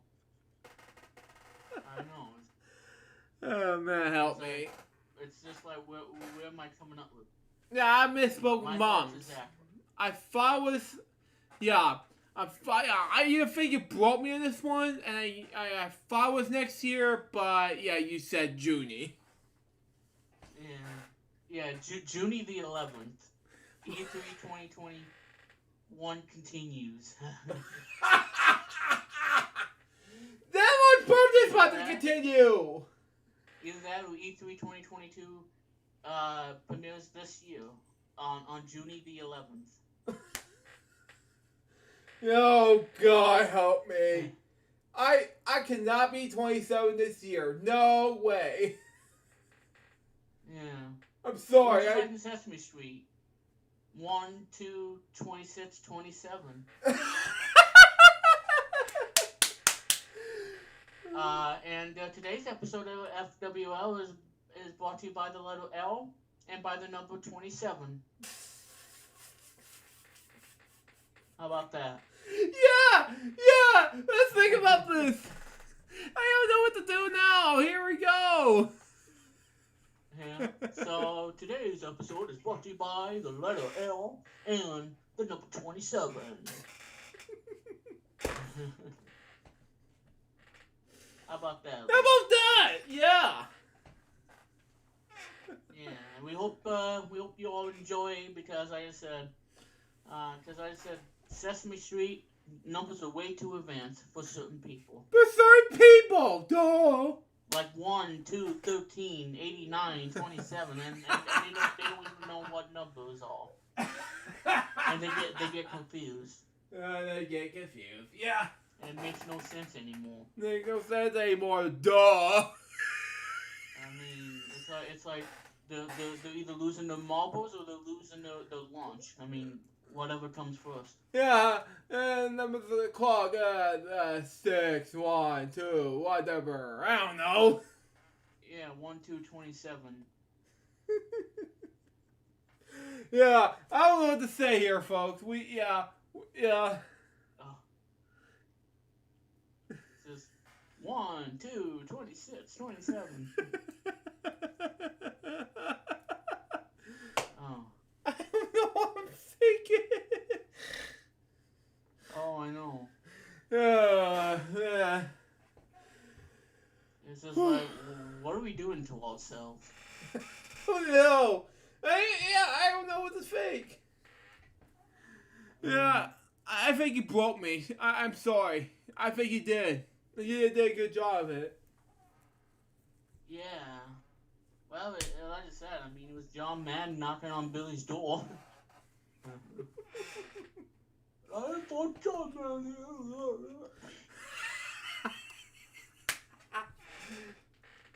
Oh my god. So that's E3.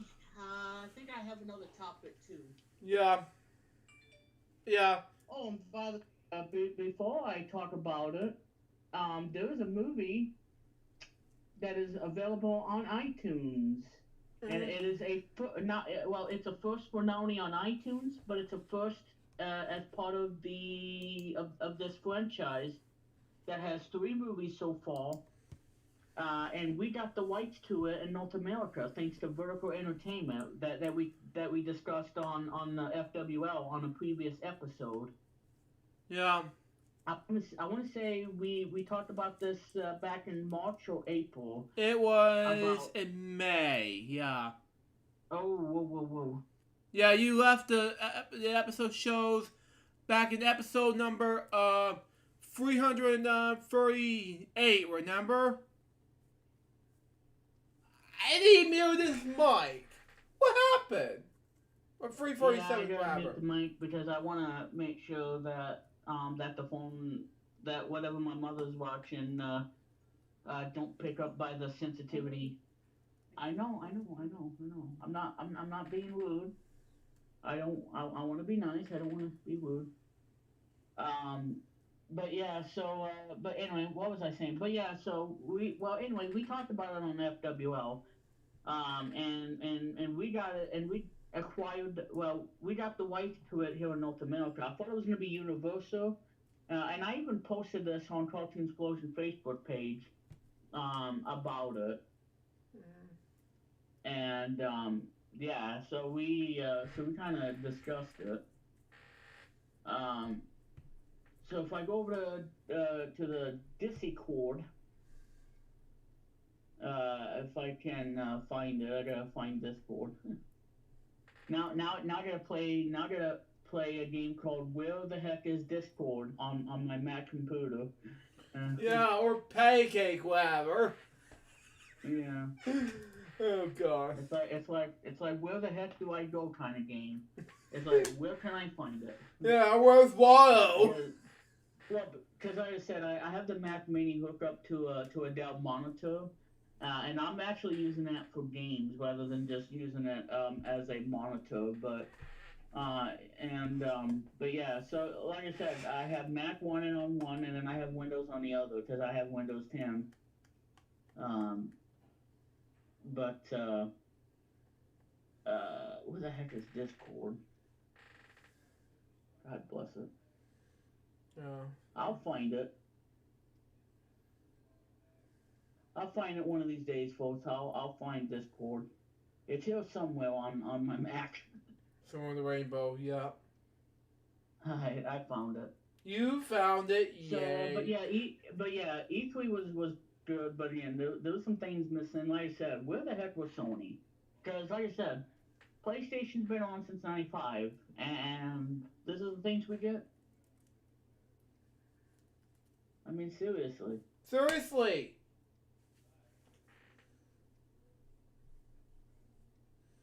Alright. So let me go ahead and give you all before I go with my next topic. Alright, let me open up the YouTube chat. Alright, but anyway, it's coming to YouTube. Okay. Oh, yeah. Sorry about Discord, DC fan. It really sucks. Yeah.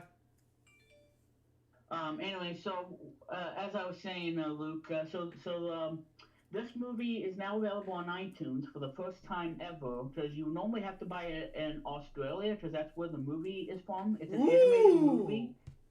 but now we have it here in North America. I'm still waiting for the other two to be on iTunes. I want all three of them Yeah, on iTunes. exactly. The first one is already available, and I think it's $13 for high definition. Ooh. The question is, do I plan on getting it? Yeah, sometime. Sometime, yep. Um, so you guys ready to see it? There Yeah, it is you talk in the about it, I'll chat. come right back, okay? Yep, so there it is in the chat. While Luke is stepping away for a moment, I want to let you all know that Remix Radio will be coming your way probably sometime, because I missed out the opportunity of doing my radio show this week. But like I said, be on the lookout for We Met Radio. And Chris Kennedy, I'm going to give you a shout out. Everybody, for FwL viewers, listen to Chris Kennedy's new album, Chris Kennedy Plays His Hits. It's available on iTunes and it's on Amazon Music. And you stream it on Spotify and Apple Music. And I want to plug his album on this episode. So Chris, there you go. And yes, Chris Kennedy, we're gonna play a new song probably next week for next Friday edition of Wheel One Radio. Okay, I'm back. But there you go on that, and Luke is back. Oh man, let me just read some chat while it's going. Da, Yeah, I'm da, back, yep. da, da, da, da. Oh man, it's the Wishmas tree. Oh my god. You and your K-Top. Making a little remix of Athletic Word for the NES. Oh god, help me. Yeah, just for the entertainment fun. Yeah, still. Yeah.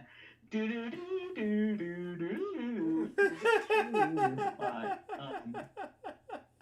Yeah. I know, guys. I'm completely losing my marbles. Yes, you are. But it's all good fun, I guess. Yeah, it's all good fun. Yep. I'm definitely. So anyway, there's the picture that I for you all to see. Yep. And it's awesome. Still, Wishmas tree. The Yeah. movie is at 50% on Tomatoes, and Wow. again, this is the first of the franchise, and it's available on iTunes. And I'm waiting for the other two to be released. And it's part of this franchise. And again, Vertical Entertainment has the rights to the Australia animated movies that I've seen. Now they're going to be coming here to North America. It's going to be on iTunes. It's going to be all over the place. And I can't wait to see all three of them, because what I really want is the second and the third one, especially the third one, because it's awesome. And what am I talking about? I'm talking about Combat Wombat and Daisy Crocker, world's scariest animal. Those two are not available on iTunes yet, but I cannot wait to get them both.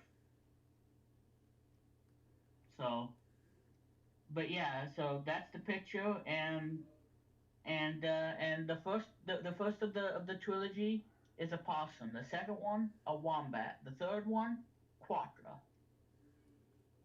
So it goes in order: possum, wombat, and a quattro, and they're all Australian, and they're all from Australia, pretty much. All from Australia. Have the way of just joking. Next. Yeah, tickety talk. Oh, Humpty Dumpty sat on the ball, and then he crushed his cereal, and then he lost his cookies. What? Yeah, I was just talking about the Wiggles, and you just sitting here like nursery rhymes all of a sudden? Yeah. Oh Well, man, anyway, yeah, so T next Top up, Clock was basically my friend Devon's Mr. T Top Clock one. You know, that's just me. Continue on remix. alright, so my next thing, trying to get this ready. This thing's gonna cooperate. Actually, you know what? I'm gonna go over to let me go over to the thingamajig because I'm on Safari, so Yeah. why the heck not? Yeah, why the heck not? Yeah. So the next thing I want to talk about is a book that I found on Amazon, and it is based on a video game that is going to be on Netflix probably next year or this year, probably next year. Um, and I gotta tell you guys, I really like this game. I like the style of it. I like everything about it. You Mhm. know, going back to the 1930s and 1940s, Wow. that style, Yeah. and it's just amazing. Exactly. The files are too powerful. Well, wow. Wow. Okay, well, it says it's too powerful on Discord.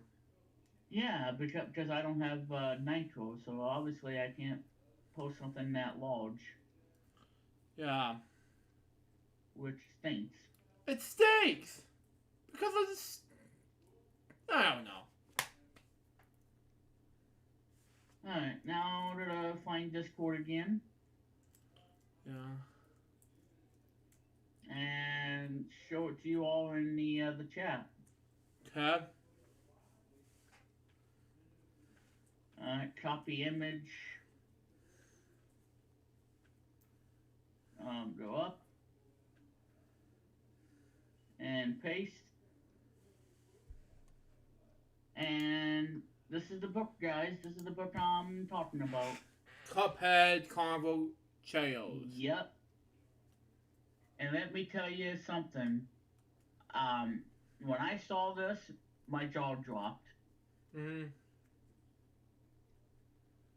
And you guys are thinking, well, what do I think about the book? Well, I have the sample. I downloaded a free sample, and what do I gotta say? I want both of these books. That's what I want to say. Mhm. Um, but yeah, I'll get to that in a moment. Okay. The fly is kissing me in my chin. Um, and like I said, I'm gonna kill it and I'm gonna cut up with scissors. Yeah. Um, It don't make us want to be It's not even Christmas yet. I know. Yeah, you need to wake up and pay attention because that letter's already been called. But anyway, Oh, so there's that book, and there's another book. okay. Okay, we just see it.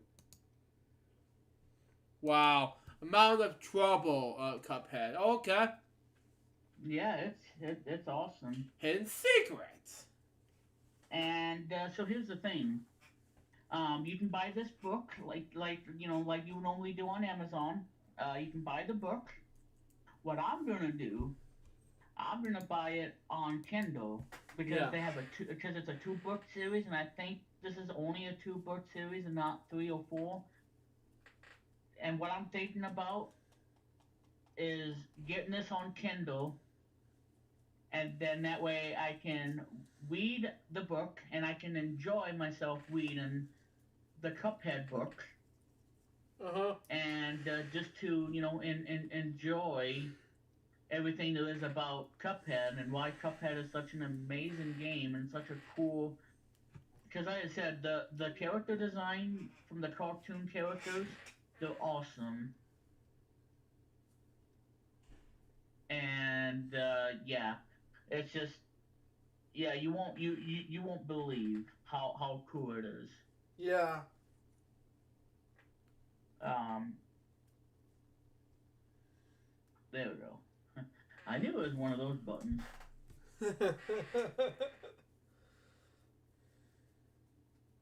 But anyway, but yeah, not only you can get the book on hardcover, but you can also get it in a digital form. Yeah. So you can get it on, Barnes and Noble or wherever you get your books. Or in this case, do what I do and get it on if you're an Apple lover, get it on the Apple Books app and just buy it Wow. from the Apple Bookstore. Yeah, clang, clang, Um, clang, clang. Okay. but for people who love Kindle so much, get it on the Kindle because that's what I'm gonna do. I'm gonna buy it on the Kindle. Okay. Um, yeah, and I'm showing everybody the photo, Yeah. So and it's neat. it's neat. Yeah. It really is. So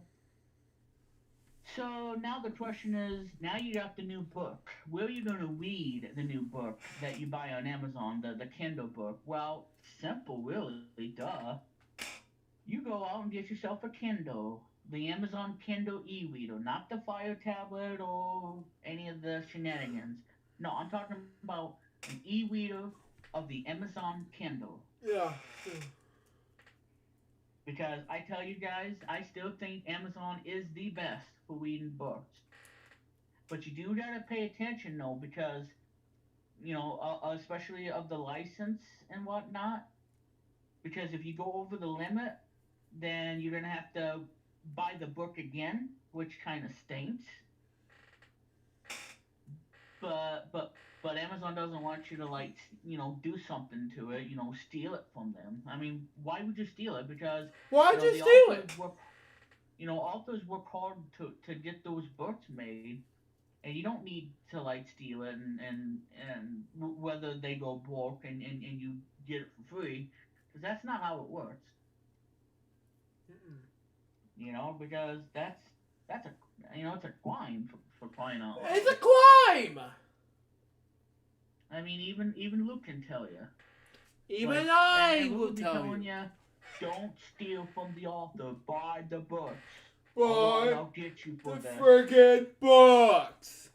Yeah. Otherwise, Luke will get you for this. And Yeah. Go, ah. Now, or even though it's ready. Yeah. So pick your poison. That's all I'm gonna say. Yes. Yeah. Yeah. So pick your poison and all that good stuff. Yeah. Still. But we want people to read books legally, and that's what we encourage all of you to do for the FwL viewers. Still. So anyway, the best place to read Kindle books, well, it's right there, baby, the Amazon Kindle. Right here. And that's probably gonna be my last topic. And then Luke can get on to other things on the show because Billy is not here because again the Cookie Monster's like, okay, you need to clean your room or you need to feed me cookie every time you don't clean your room. Yeah, I know. It's just okay. Weird. Cookie Monster, you don't have to be so mean.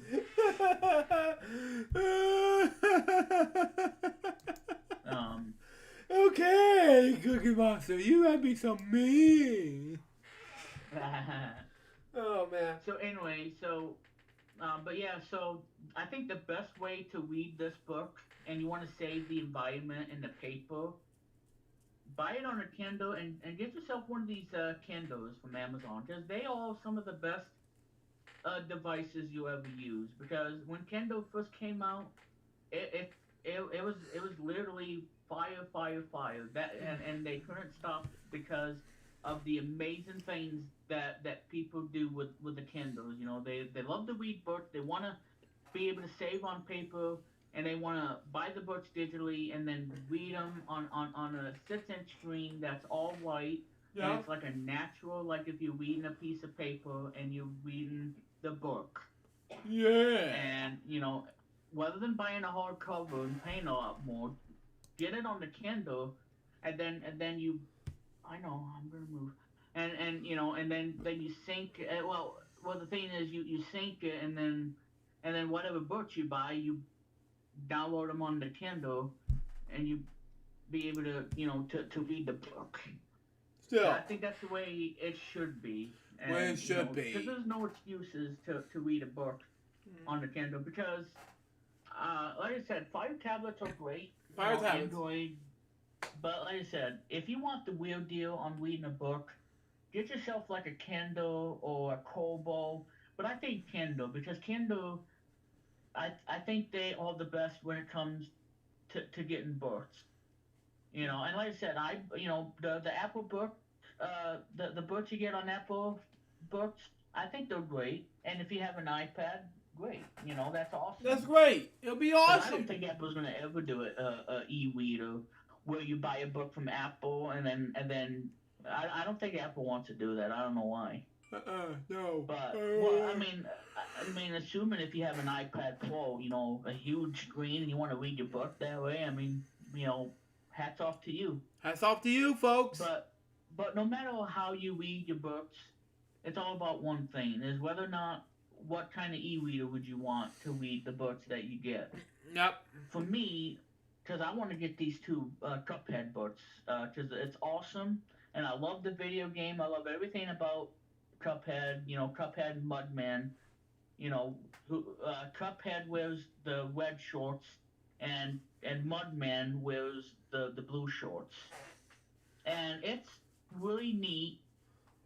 And I love everything about Cuphead in general. Now, we're ever gonna see a sequel to it, to Cuphead? No, I don't know. I don't think so. We don't think so either. But only time will tell. Only time will tell. About. But hey, at least we're getting a Cuphead Netflix show, a TV show. We'll see. Even though Cuphead will be excited for have a Netflix show, but it depends. Oh, and spoiler alert, Wayne Brady is in it.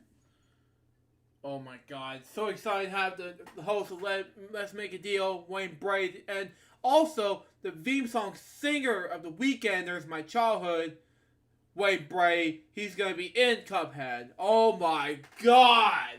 Yep, he's going to be in the Cuphead show. Mm-hmm. I mean, imagine that. Imagine that, folks. But yeah, so Kindle, my friends, I tell you, Kindle is awesome. Especially, and like I said, the best thing about a Kindle too is if you don't have a computer nearby, you can buy your books on the Kindle as long as you have Wi-Fi. And just buy the book you want and put them on your Kindle, and it couldn't be much simpler. It should be much more simpler, folks. But just make sure you get a power brick. A power block, so that way you can charge the device. Yeah, still. Because if you don't, then you're kind of screwed. You're kind of screwed, folks. So just make sure you pick up so just make sure you pick up a power brick and whatnot. That way that way you can charge, or a power block, so you can charge it. Yeah, I agree. Because otherwise, if you don't, then all of a sudden, how you gonna be able to charge a Kindle e-reader if you don't have that laying around? Yeah. So speaking of Kindle, I want to talk about what Amazon should do next with the $89, one of the mill basic Kindle, the entry point. So as you guys know, Kindle's been around ever since, and it's the way that and it changed the way how we read books, and how we get our books from, either from Amazon and other places. So Amazon is really the first, because Amazon used to been like a bookstore when it was launched in the mid to late 90s. Yeah. And the dog barking.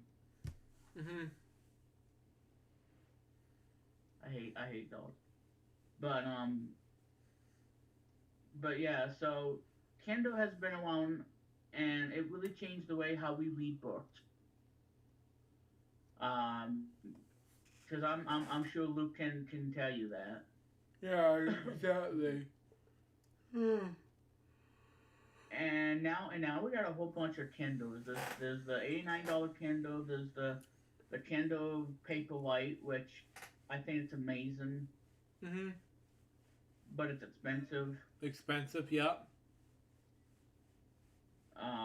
Cause it used to be not that expensive, but it is now, which Jeez. stinks. Cause I like the Paperwhite. I think the Paperwhite is an awesome Kindle. But yeah, I mean, yeah. that's pretty much that. I mean, the Kindle Paperwhite. It's such an awesome thing. It's an awesome thing, folks. What more can you think about it? Yeah, indeed. Uh, what is that? Oh, okay. I was just dancing around there. What Well, you said about the big light? I got a photo. I gotta find the photo first.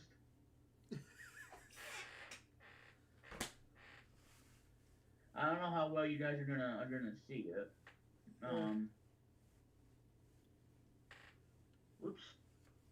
One day, Tubby Land, this happened. So that's the Kindle Paperwhite, and if I had a choice between that or the Kindle, I would get a Paperwhite. I got a Paperwhite. I got a Paperwhite. So Kindles have really changed the way we read books, and many people have their favorite books they like to read, whether it's nonfiction or fantasy or sci-fi, or for in this case me, video game history, because video game history is something that I enjoy as a gamer. And some things I know about, some things I didn't know, some things just totally blew my mind. Well. And video game history books has always been part of me, because you got books such as the Ultimate History of Video Games. You got you got Console Wars. You got Super Mario, how Nintendo, whatever that name of that book is. But there's so many great video game books that's out there. Yeah. And it's all waiting for you when you get a Kindle. I mean, how cool is that? Yeah. But yeah, so Kindle's been around ever since, in a decade. So here are all the things I want to see in the next version of Kindle. The next version, Kindle 11. This is what I want, Amazon. I want a nicer screen. I want it to be more bright. Upgrade the storage from like 4 GB or 8 GB, whatever it is on the 10.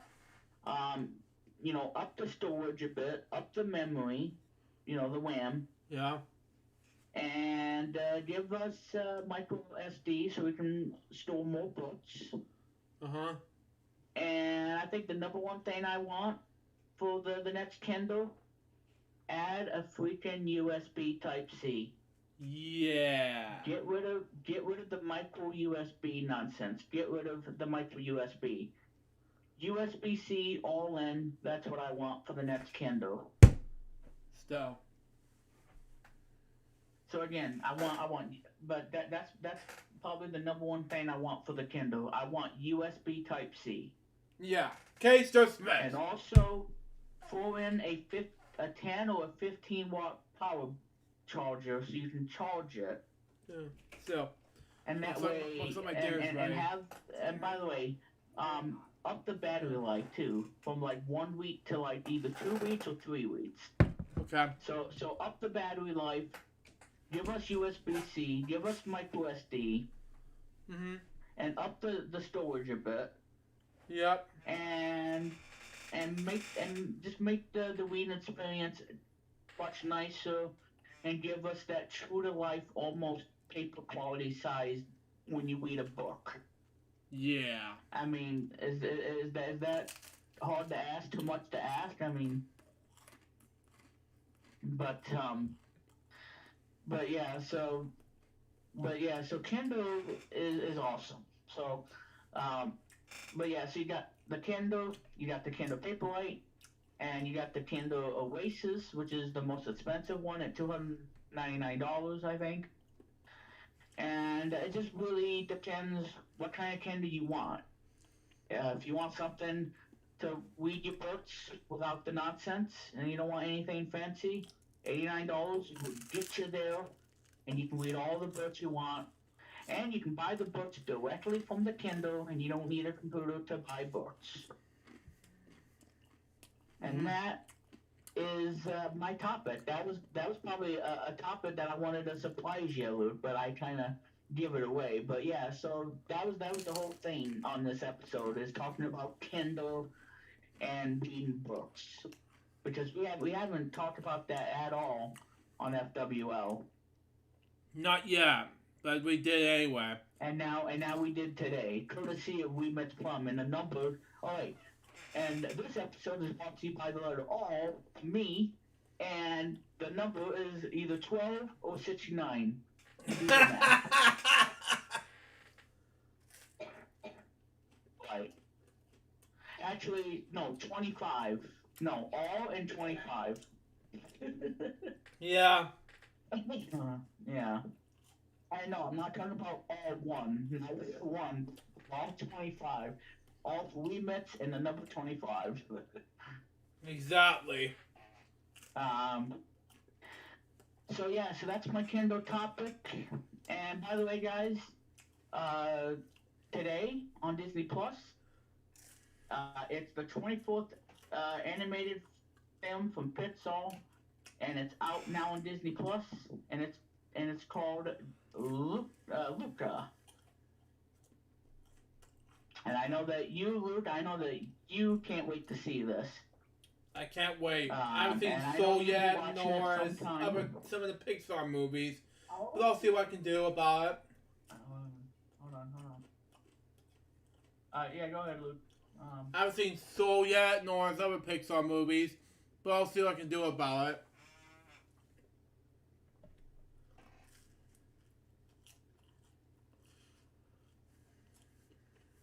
Go ahead, remix. Oh, I don't think so. Not the Kindle. Wow. Well, I mean, people want to read books, and they don't want the battery to shut off when they're Exactly. books. I mean, that's just stupid. And then the next thing you know, you'll be like, oh no, I can't read the book anymore. I gotta go to find the nearest outlet and charge the thing. And now I'm gonna be all angry. I'm very angry because I need to read my book. I want to read the Cuphead book. Help me. Yeah. Oh, Jesus. Oh, I know. It's just like, I want to read the Kindle. Like, it's like the battery's gonna die. You need to get to the wall outlet as fast as you can before the battery dies, and then all of a sudden, there goes your reading book at nighttime while everybody else is sleeping, and then you have nothing to do, and then you cry. I know. It would. Mhm. That's the hardest feeling. Mhm. I know, right? Mhm. Yeah. So, but anyway, yeah. So, Disney Pixar's new movie called Luca, and it's on streaming now on Disney Plus, and it's rated PG. So, and by the way, this is the second Disney Pixar movie to have language in it. Yeah. The other one was The Incredibles 2 in 2018. Which I saw in theaters. Yeah. And I know that you like the sequel more than the first one. I've seen both movies in theaters, which are great. Yeah. So anyway, Luke, I think that's pretty much all I have for this point, but I am going to post something on the chat. Mm-hmm. So anyway, Luke, oh, by the way, the Paperwhite on Amazon is $129. Wow. And the Kindle, the the base model, $89.99. So for $90, you get the best Kindle you can get for $90, and you get to have all the Kindle books with you. And I think it adds a nice package for $90. Mm-hmm. And they finally got the black version back in stock, because I thought the black one was gone for good, but apparently they got it back in stock. So that is awesome that the black Kindle is in stock. And I'm thinking about getting the white one instead of the black. That's just me. Mm-hmm. Mm-hmm. Yep. What do you say, Luke? Yep. I agree. Yeah, I mean, black is alright, but I want it in white. Well, too bad they don't have any green. No, but anyway, hang on, Luke, I gotta mute the. Okay, I want to make sure I didn't use profanity about what I just said, so had to mute it there for a sec. Yeah, I know. Well, I just gotta be careful about what I say. Mm-hmm. Oh crap! One button. So anyway, Luke, those are my topics for now. And again, if I miss anything, I'll be glad to discuss it in a future episode of FwL. Yeah. So, Luke, go ahead. No, I know. Let me finish my pizza, and then I'll finish 2 topics left. And I'm supposed to be eating, once I finish eating pizza. Oh, Ricky called me. Yeah, Luke, somebody just called me on Discord this month. Who? Ricky, my friend Ricky. Ricky? Oh, yeah, Ricky Johnson. Oh, Ricky Johnson? Yep, he called me. Wow. Oh, I know. First time. Wow. I haven't seen him in ages. I talked to him on the 25, and I told him hey and everything. Man. I know, it's just like Holy Toledo. I'm like, where have you been? Mm-hmm. But yeah. Yeah, the doggy house, yeah. Mm-hmm.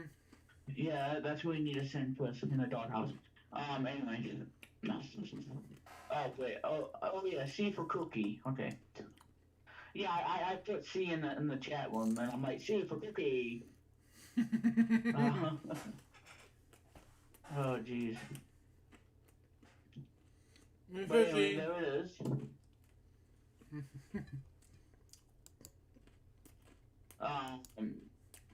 So that's the Kindle, and it is awesome. Wait. What am I doing here on Opera? I'm supposed to use, what? Anyway, go ahead, Luke. Before I finish this topic here, or 2 topics here, let me finish my pizza, okay? Oh yeah. Yeah, we don't want you to choke on the pizza.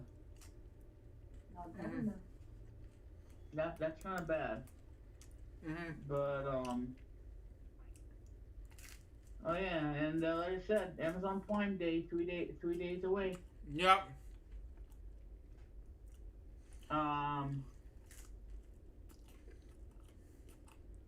Especially Windows 11 next week. Oh God. Exactly.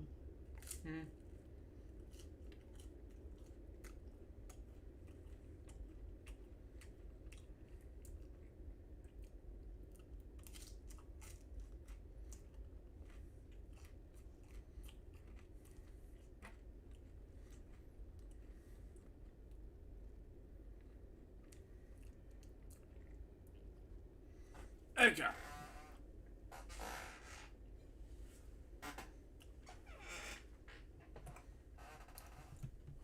Thanks to Remix for your patience and everything.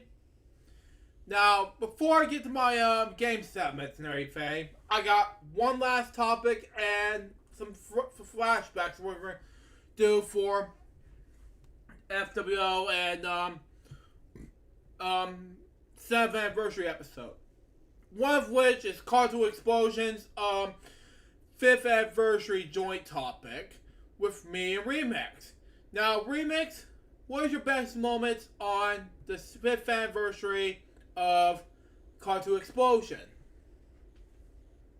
Well, certainly everything about it.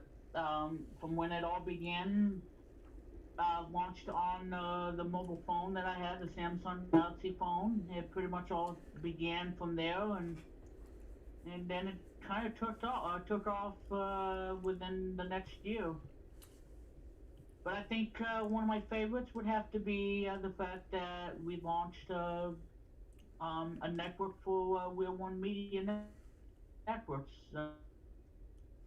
It used to be called Cartoon Explosion, the channel back then. And then I realized the possibility of this and just, everything about it. And like we could do this, with the possibilities. And so I think the thing I enjoy was, well, besides that is making Cartoon Explosion a reality for being launched on FwL as we launched it as a network. And so proud to have it as part of the FwL Media Networks to be part of it. And that's what I really have the pleasure of of enjoyment, and the joy that I have on launching the network for FwL. It was such an honor, such a blessing. Yeah. So, what about you? My favorite has to be, well, it all started in 2015 when he was saying he was going to talk about cartoon news, and my idea was based on Danebo's idea of it's not really about TNT explosions or bombs, something like that, but it's based on the word explosion, something like that. That's where I came up with Cartoon Explosion. That was his idea. So he and I created the name Cartoon Explosion in 2016. So, one of my favorite moments of it is about besides Cartoon Explosion Network, we talk about some great memories I got in my childhood. Like, I haven't seen much of it from as of years to come, but we'll see about that. It's about to Disney as a kid, and of course, we posted a lot of things like Lloyd in Space, American Dragon Jake Long, and many others. Those are my favorite things to do about Cartoon Explosion's 5th anniversary. So yeah,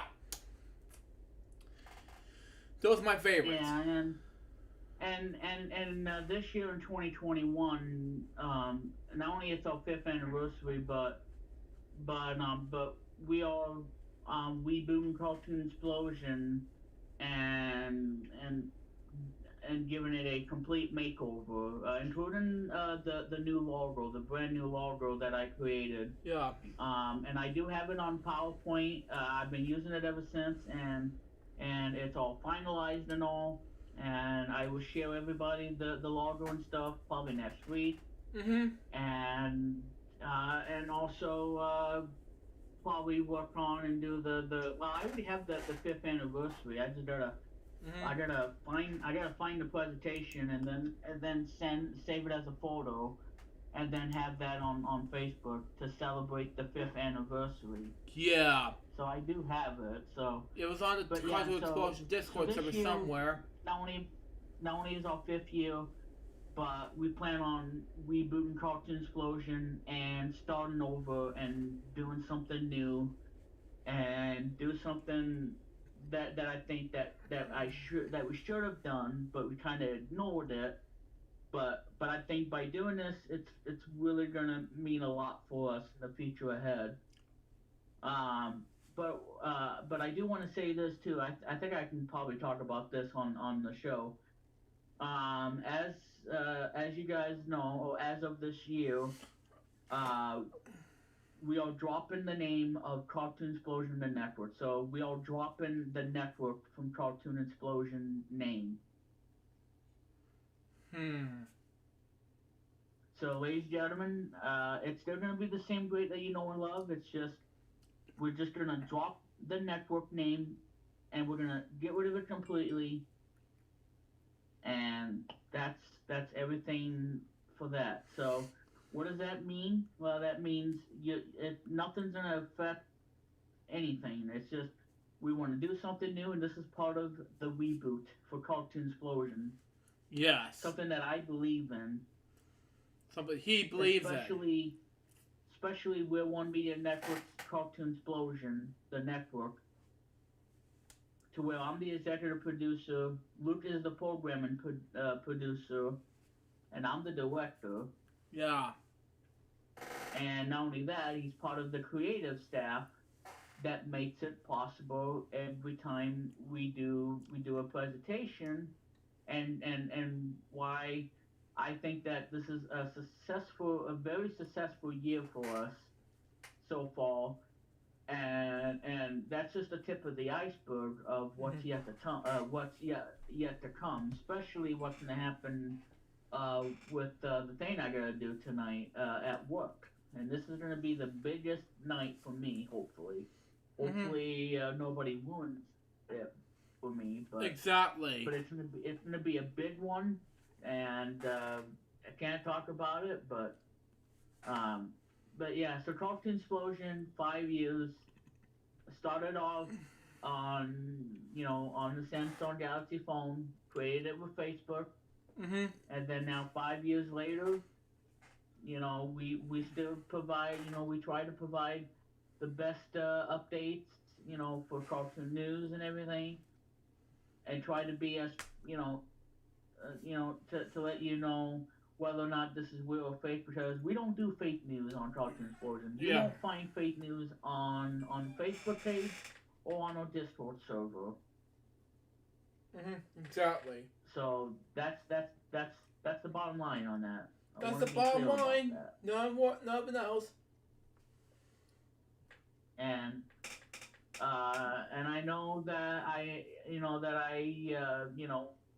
work hard on this, and I know that Billy does something great, to post something on whatever he sees, and then post it on the Facebook page to let them know what about a new cartoon that's coming or something unique. Yes. And we're gonna continue with that. That's our mission. And the other mission is to reboot Cartoon Explosion, like I said. And the future itself for it looks bright. And again, Cartoon Explosion, the reboot, is gonna be the biggest reboot in the history.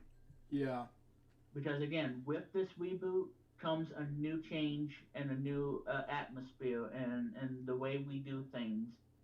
And the first thing that I set out to do is to make a brand new logo, a brand new look for the future ahead, and for me, and for We're One, and for everything there is about Cartoon Explosion, and why I truly believe in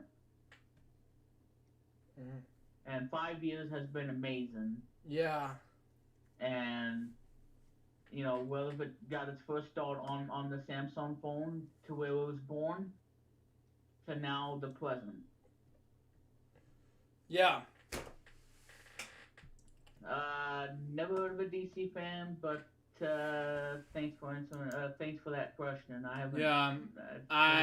Mary, I like it loud. Nah. I have never heard that song. No. I used to love it, but what kind of genre is that? Who knows? Yeah. If it has to do with R&B and hip hop, I'm not interested. So I'm more of a heavy metal, rock, classic rock, children's music guy. That was it. But anyway, so. Oh, it's a Mel fan. Oh, Chips has a Mel cover. Oh yeah, that was good. Okay. They're good. Yeah, yeah, Josh. Yeah. You get a good point. Yeah, they did a mouth cover. Yeah, it was my style. Yeah, Mm. but yeah, happy 5th anniversary Cartoon Explosion. But go ahead, Remix. So, in conclusion, again, thanks for the wonderful 5 years, and I know that it was, we were off to a rough start, and I thought that this was not gonna make its way into the next year in 2017. When it first, when we debuted in 2016, but I want to say thank you everybody for the amazing 5 years of Cartoon Explosion, and it means a lot to me. And now that it's doing really well, and we have a Discord server that you guys can check out where you find exclusive content, and also for Facebook as well. Mm-hmm. And most importantly, having Cartoon Explosion to be part of Real One Media Network's company, the network that is, not the name. Yeah. And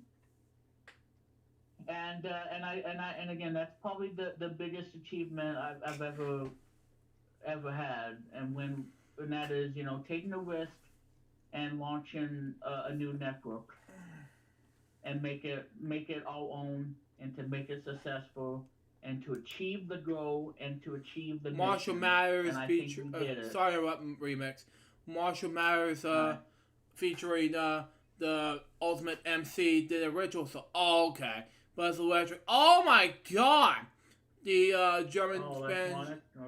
Okay. The German band. DC fan. I like electronic music. Okay. You got my number. Yeah, exactly. The German band Scooter did a cover of it. Yeah, I agree. The genre is also and electronic. I'm a chiptune lover, goddamn. Oh man. I know. The German band. Yeah, go. I'll let you go ahead as soon as I'm done. The German band Scooter did a cover of it, but the genre is also electronic. Yeah. They did a ballad of it of Maria, I Like It Loud. Yeah, exactly. And just remember, you gotta be kind to rewind. Because if you're not raised by the VHS, then you don't have to rewind. But if you were raised by the VHS, then you gotta rewind. As Marshall Bunny would say, you gotta be kind to rewind. If you watch this, Marshall, this for you. Yeah, you gotta be kind to rewind. Yeah, go ahead. Because he's raised by the VHS. But yeah. Oh man, that song. That song, especially that live giving on the CD that I got on. The part of the closing of Eligible Yachts, and Absent Space and others, But anyway. But yeah, so the amazing 5 years, and thank you guys. That's truly everything about it. Make it special. Yeah. Also, we do apologize for Luke's coughing, so you guys aren't having to ignore that. Yeah, like it should. Yeah, Oh yeah. The reason why I was coughing because I was just I think Remix made me laugh. That version featured Mark. I can't pronounce his last name, sorry. Yes, no, some of you can pronounce it. Yeah, I agree, Josh, yeah. Well, that's what I do, because when Luke's not here, I gotta, God bless it. Whenever Billy's not here, I gotta entertain Luke somehow. The John Madden jokes, or having Mr. Bucket coming in and wanna play, hey, Mr. Bucket wanna play. So, Luke's comment doesn't bother me at all. Yeah. Oh, I know. Yeah, I agree with you, Josh. Yeah. It's just the thing is that. But yeah, I mean, I gotta keep Luke company. Yeah, exactly, Remix. Because if I don't, he'll be putting the viewers to sleep, and I'm not gonna allow that. Yes.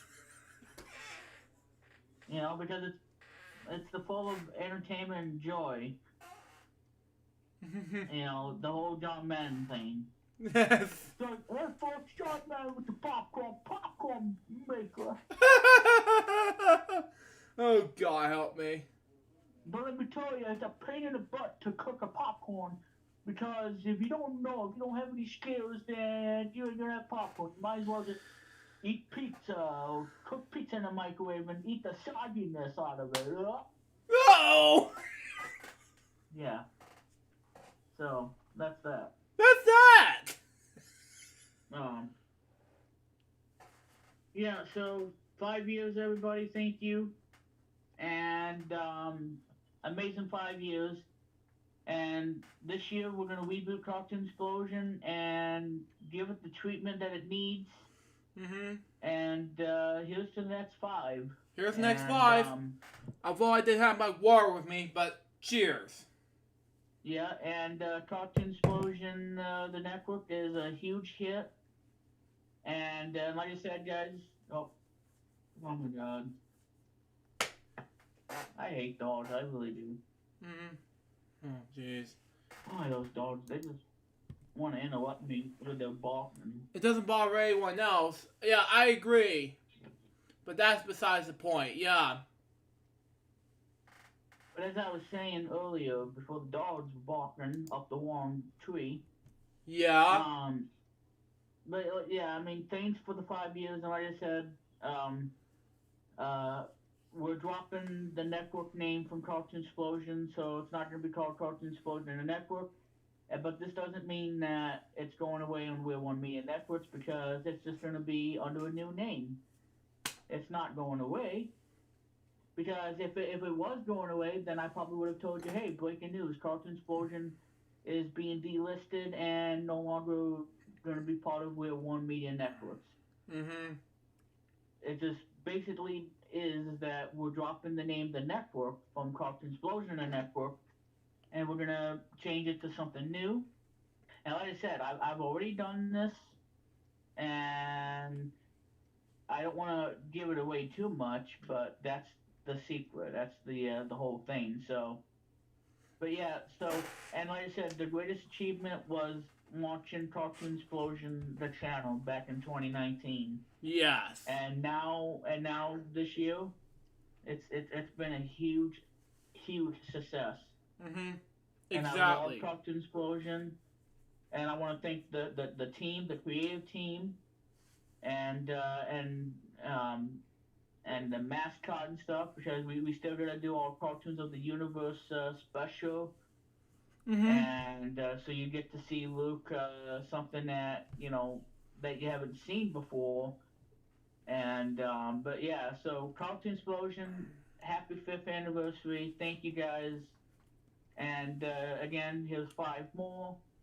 Thank you guys. Thank you for reading everything on the Facebook page. Check us out on Facebook and check us out on Discord for cartoon news and, of course, exclusive content that's only on Discord. Yep, exactly. On the Discord server. Yep. So thank you guys. You guys are awesome, and yeah, and like I said, this is gonna be the year that Cartoon Explosion is gonna reboot itself, and it's gonna come back like never before. Exactly. Because cartoons should be on everybody's agenda and talking about their favorite cartoons from the past. Yeah, exactly. Not from the future, not from the stupidity, no nothing. Just some good cartoons of the present and past. So thank you, everyone. And like I said, happy 5th anniversary. And I think that's going to conclude that of the 5th anniversary of Cartoon Explosion. Again, guys, thank you so much. Thank you, guys. Thank you, everybody, for 5 years. Yup.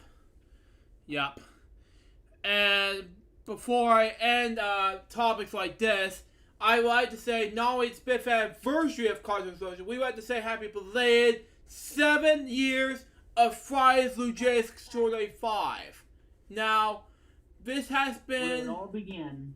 Now, 7 years ago on June 13th, I created a series, Fridays LukeJ62895, with an episode 1 title, LukeJ62895's Live Event Recording Test. Now, episode 1 was basically season 1, episode 1, instead of just season 1, episode 1, because for 2 reasons. One, I want to name it episode 1 because until episode to be announced, I'm not sure when, but you know, it's gonna go on forever. 2, I will I'm still gonna in 2014. Until then, I still have to think about whether that I can think about vacation breaks or not, but that's just me. And 3, when I create a show like this, it was a good example. The first episode takes 15 minutes and 20 seconds. I haven't done much talk except for some, but cinematic-wise and some whatnot have you. But then came June 27, 2014 came. Excuse me. You're going completely out of whack. Like, this is 19, 27, 82, 47, 95. No. Yeah. Okay. Something like that. 2014. We did episode 3, and this is the very first special of FwL.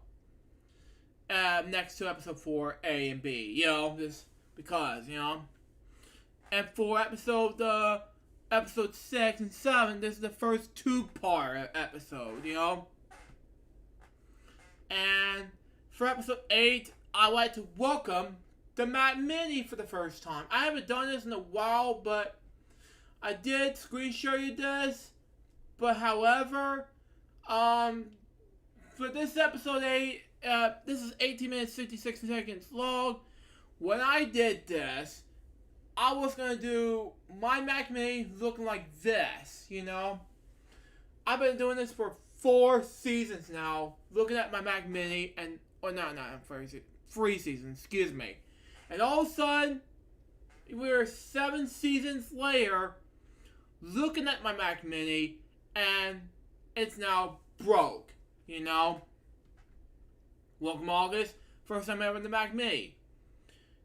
Episode 9 takes place with Welcome Mac Mini episodes. However, when I switched to Mac, it was working just fine. It was working useless. It didn't know what it was at the time, but episode 17 went downhill. You know, it was a 5-hour long stream, but you know. 18 takes some time. 19 went downhill because I have no internet whatsoever. Episode 20, however, takes some time. I don't know what to do, but that's just me. Episode 21, I just got Xfinity for the first time. That's just good. Episode 22, however, I did not do an episode because I lost a family member. My granddaddy Bass passed away at the age of 88. Now, I talk about this on episode 22, and I did talk about this in episode 30 for it too. That was like 50 plus episodes later, you know. Now, episode 23 was about Helen's first birthday. Now, in episode, I haven't done this in episode 20 something as yet, but you know, that's just me. 24 is also a Christmas episode. And then Christmas presents episode. 25. Yeah, I did some difficulties there. 26 is the new year from FwL. 27, same thing. 28, same thing. 29 is my sick day, because I was just very sick that Wednesday before I did my 29th episode.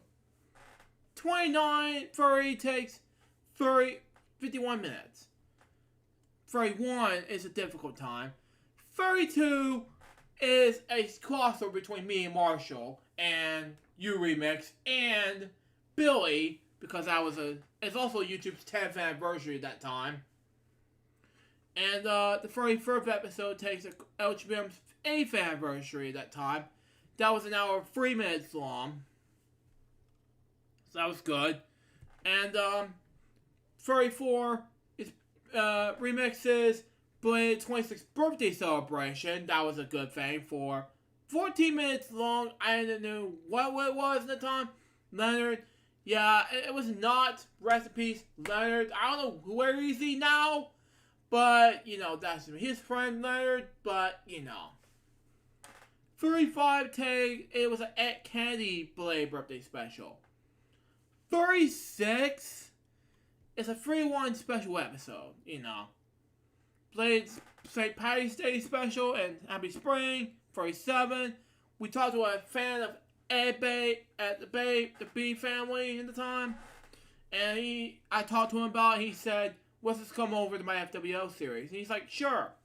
Then episode 38. Although it had copyright strike or something, unfortunately, for one thing, I did talk about it, and this is not one of my.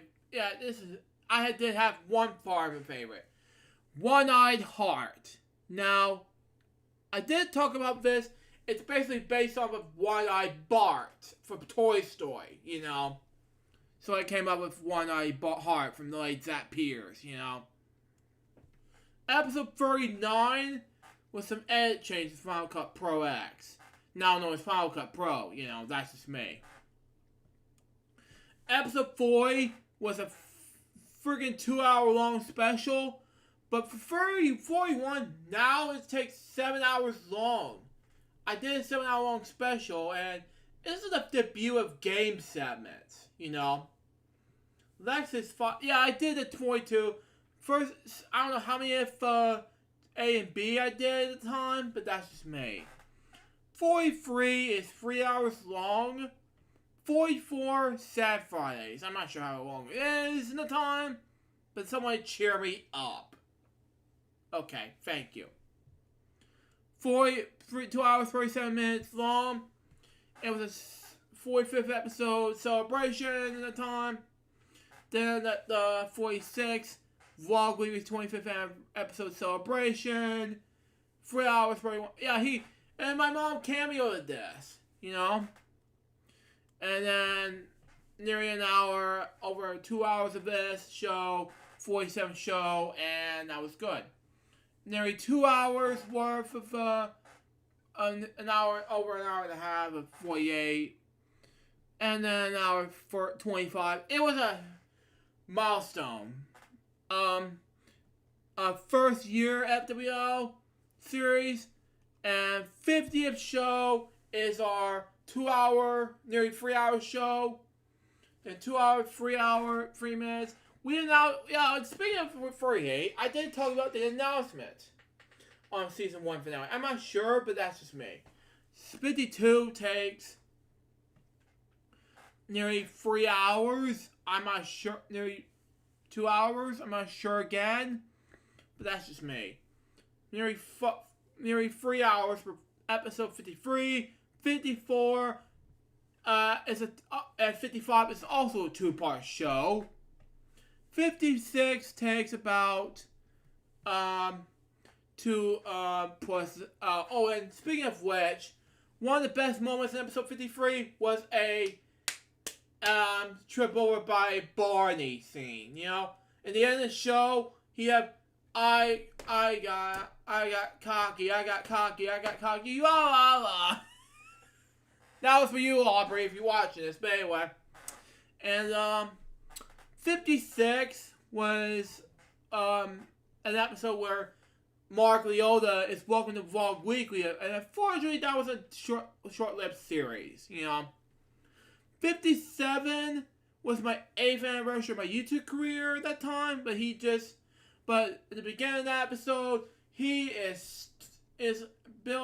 Remix has stolen it because he stole Billy stole the show for Remix, And then episode 58 and 59 was also a 2-part show, Billy Racer's Birthday Showdown. 60th episode was nearly 4 hours long. Doctor's Appointment Coming Back is 3 hours long, over 3 hours long. 14th Anniversary Lost, now 11, takes nearly 4 hours long. Wow. I don't know what to expect, but, that's just me. 3 hours, 26 minutes for episode 463. 64, it is so many hours long, I'm not sure. It was a 3-part show, first time ever. Okay. 65 takes over 7 hours long, that's just me. 66, materials management, launching part, it was a 2-ep, and then, this is a double wave episode for the first time. Ooh. College ideas, that was at episode 68, and 69, it was short-lived. I think it would be better if we did episode 70 much better than this. We did talk about episode 72, and then, unfortunately, with episode 73, I want to announce that I want to go with that last. Because in episode 74 and 75, we want to celebrate Marshall's birthday, And 76 was about Star Wars, Star Force Awakens here, College Board completed. And 77 was announcement regarding the season 1 finale, and bam. And then Happy New Year's again, and bam. Episode 78, 79 is where my YouTube channel is turning 5, also known as LukeJ62895, that is. And episode 8 is I Have a Dream speech episode, And episode 81, weekend vlogs, which that doesn't make any sense anymore, per se. That's just me. Episode 82, my dad, and speaking of 81, guess who just celebrate, guess who just count 0? Are you kidding me? Are you seriously kidding me?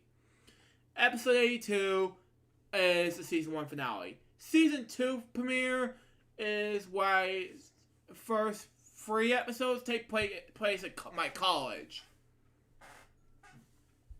Or 2 episodes, excuse me. Episode 85 and 86 take place in my home after I finish college.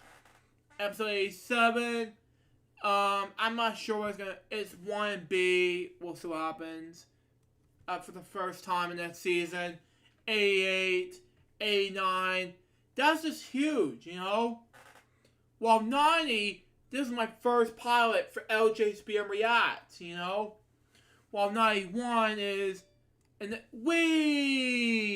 April Fool's joke. Well, some of the microphone issues on my end, 92 to 90,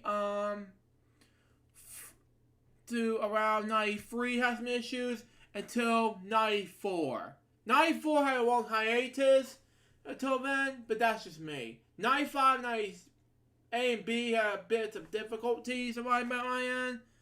96 was one of those bits and pieces of Friday the 13th USB scare. That was the first one.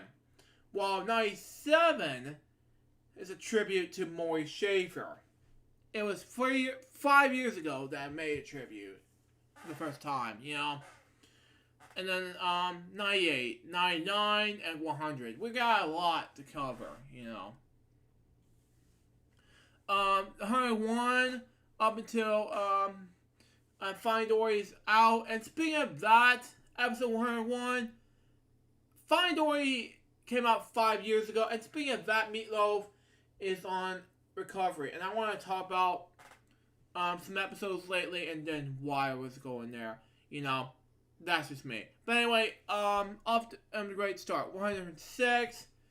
Oh, yeah, that would take place in part 1 and 2, I will have to skip that part due to the fact that I want to edit out that one because it's a Patreon thing because I have no idea what to begin with. 713 is my first OBS taping. And 102 was a 12 is terrible, It was a rainstorm nearby, 118 and 119. I have a lot of episodes to count,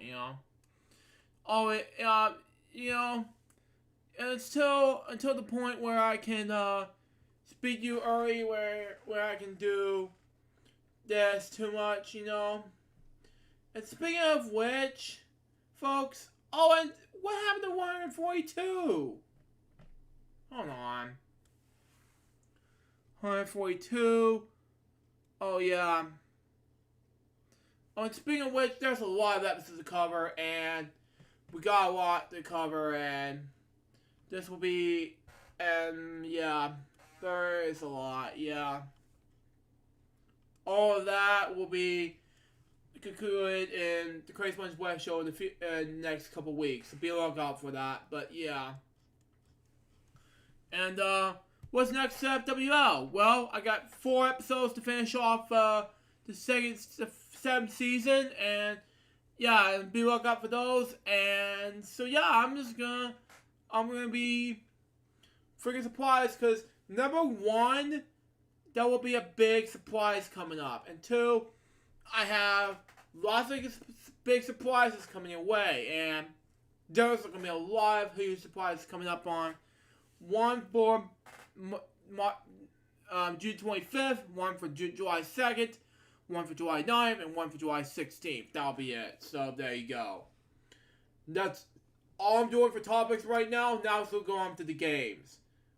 So what do you think about this? Hey, Luke, what about that RBI baseball episode? Yeah, I talked about that. It was episode 68, yeah. Yeah, it's like, if you can't play the game right, then I'm gonna fire all of you. And that's Yeah. exactly what I did.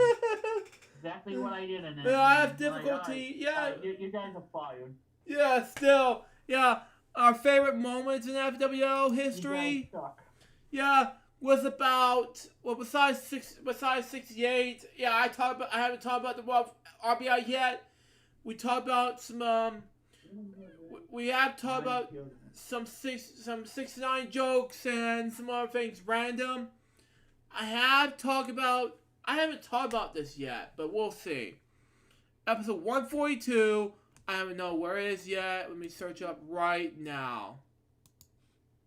I tell you, it was one of the greatest moments of that show. Yeah, it's been there, and it's from season 1, episode 68. I'm not sure. That was a highlight. It was a great highlight, yeah. But still, that was the biggest highlight of FwL history, yo. Yep. Let me just see here if it's found. Episode 142. It's found! A tribute to Yo Mama. I was doing so serious on that episode that day. And it was a tribute to Yo Mama, who passed away at the age of 91.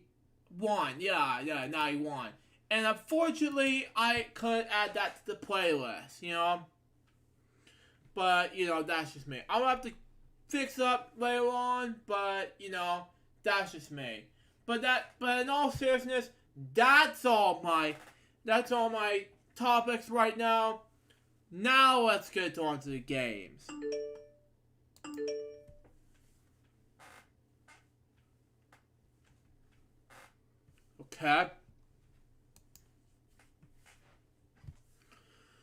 Okay. I'll get to RBI baseball next week. But once I play it, it's a computer player game, yeah. But right now, it's gonna be these games. And people are fighting back. oh no! Watch me. Mute. Sorry.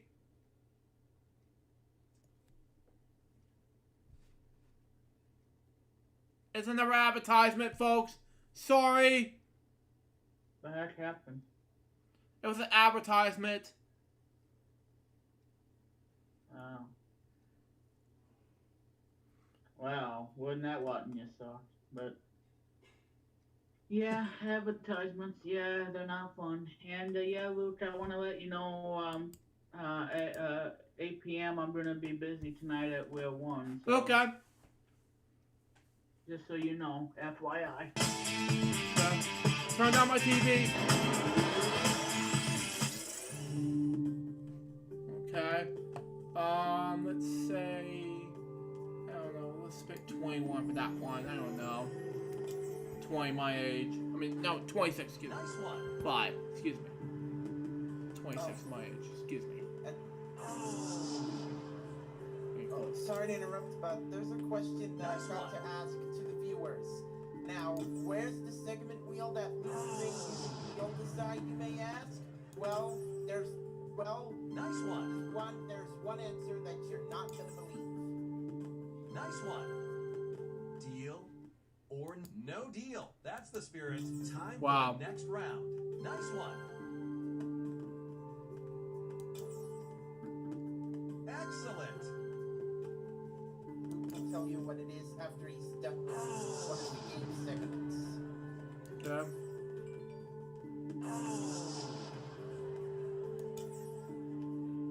Nice one.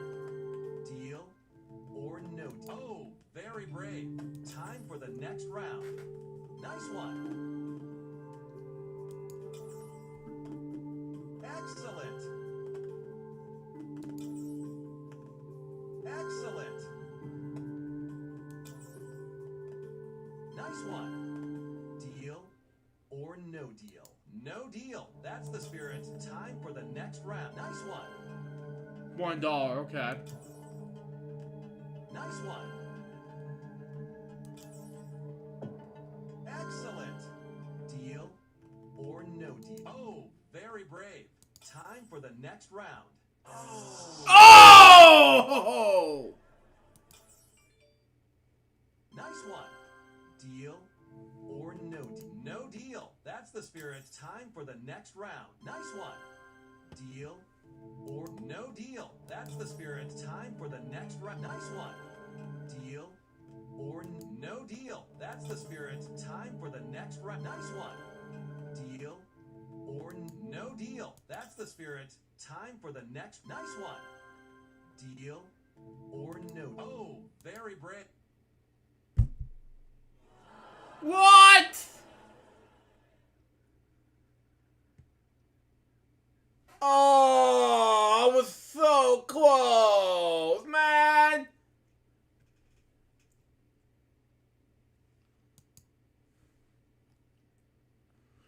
You know, I tried everything. Oh well. Let's go ahead, man.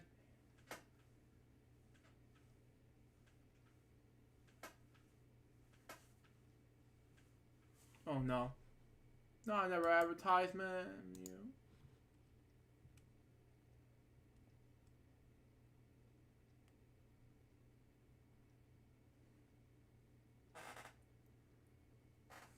Can't do this right now. There we go. Got it. Mute. Thank you.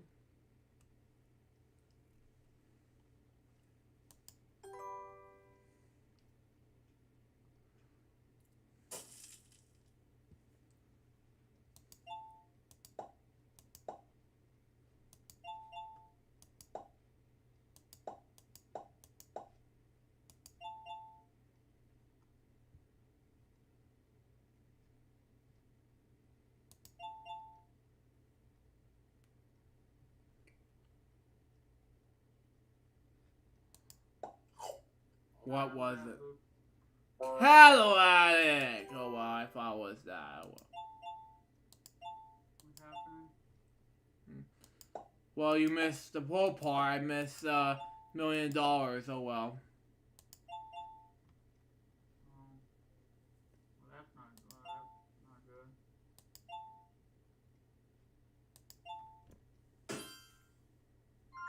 Oh, hang on.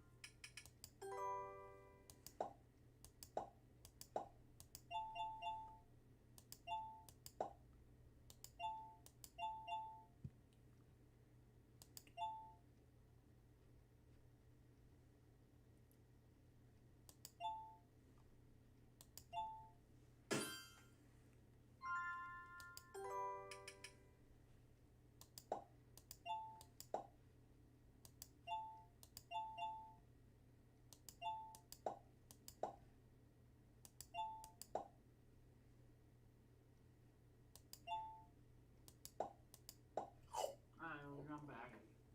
Birthday cake. Oh, well. Should have said it, but oh, well. Next up is Pat do Games. And we're going to start with, this is hard to choose. Let's use money cards first, and we'll do something very good, you know.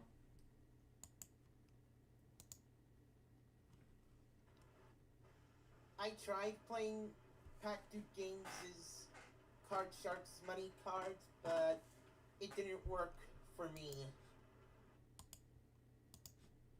Yes. Alright, welcome to the money cards. You got a bank of $10,000. So now place a bet and then tell me if the next card is higher or lower. Higher than a 3? You did it. Yes. So far you have 20. Okay, yeah, let's get rid of this card. That's the card you have to work with. What would you like to do? Lower than an ace?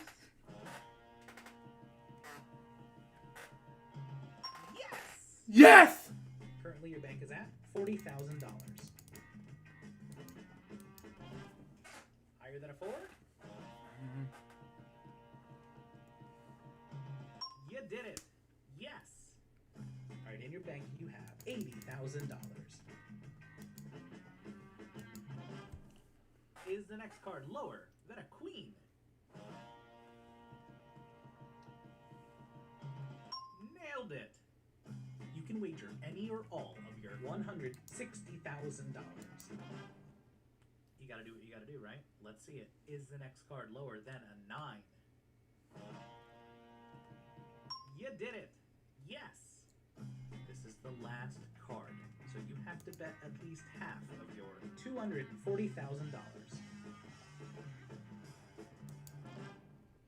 Lower than an 8.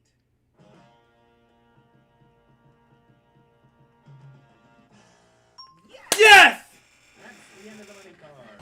Let's see your final total. $360,000. Thank you for playing the Card Sharks money cards. Let me know if you want to play again. No, thank you. Then I got, well, at least Remix gonna love this. Next one. Word Bank!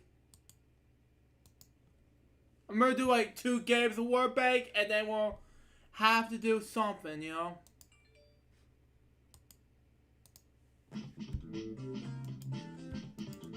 I know how the rules work.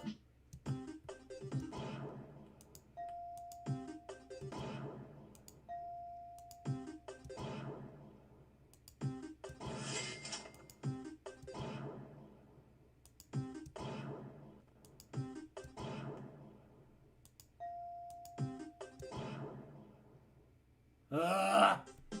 1950 down the drain. One round short.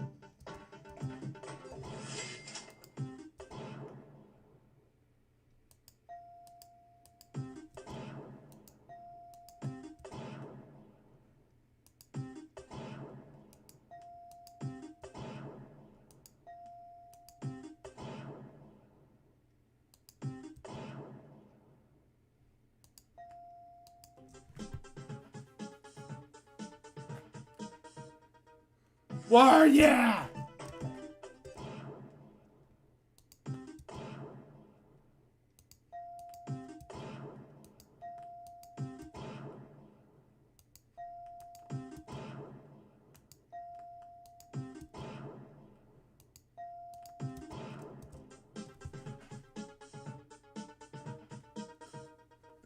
War, yeah!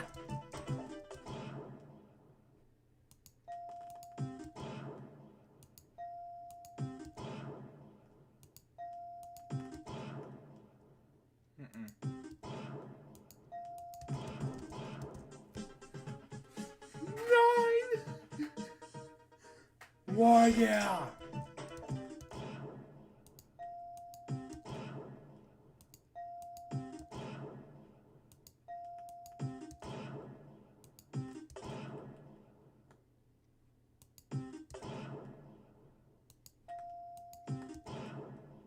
Oh boy, that is not good.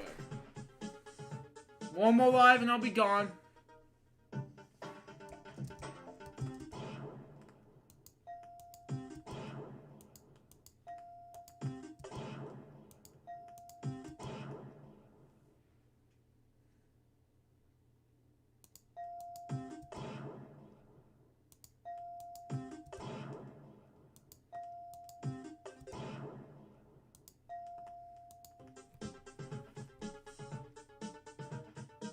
Pumi!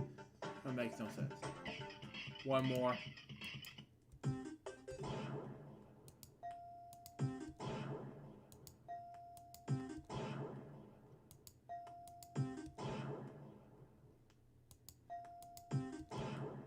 What is this?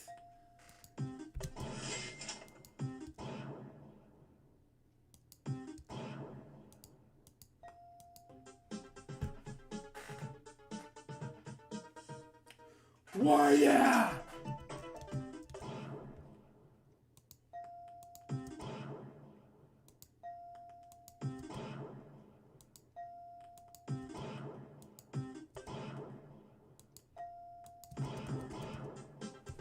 Fade.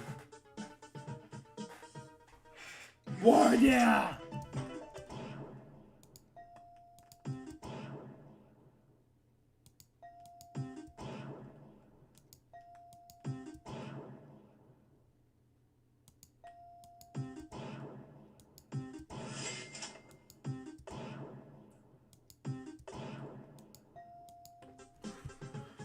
Whoa!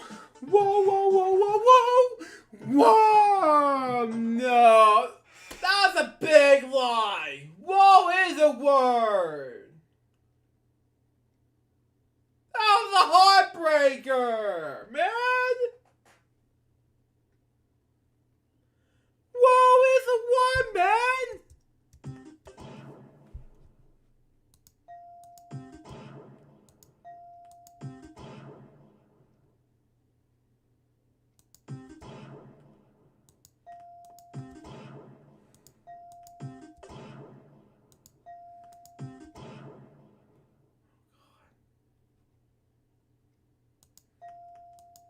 VNKK. I don't know what to do now.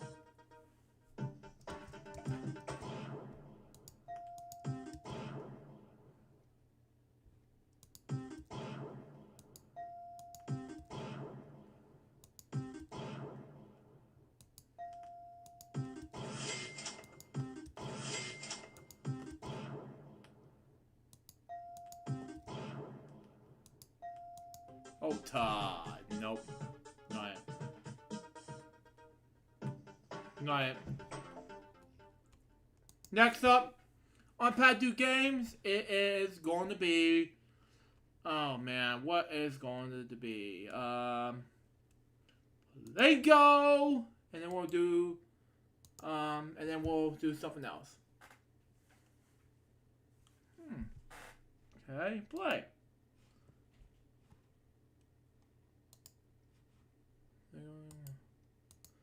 You're gonna play playing over the chance way up to $50,000. It's not bad.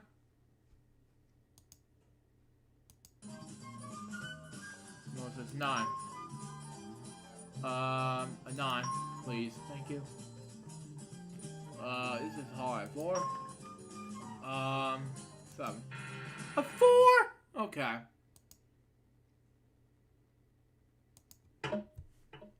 This is easy.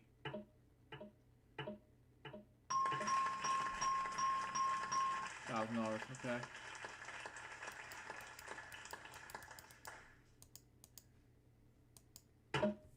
And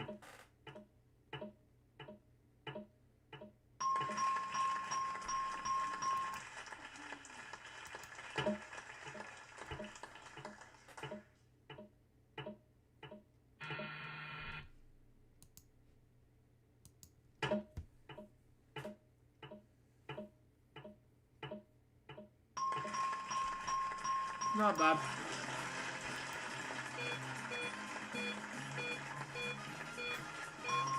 $40,132. And all we need to do now is complete the Paris Production Group stuff, and we'll do something to do. We know how this bank works. Thank you. The cards are 2s. Higher.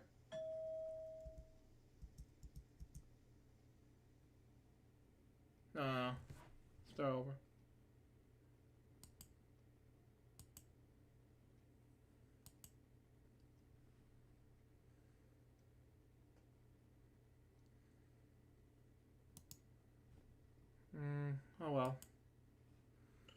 We'll try anyway.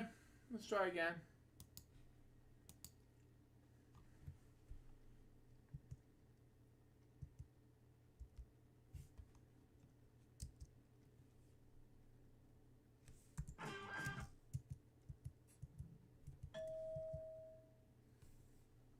Okay. Now we need to open up, and it is the 6. Ooh.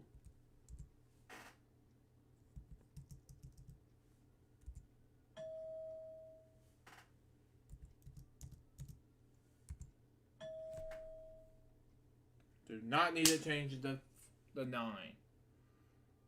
Okay. Lower.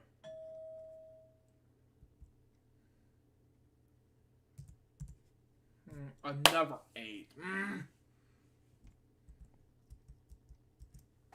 Lower. It's not bad.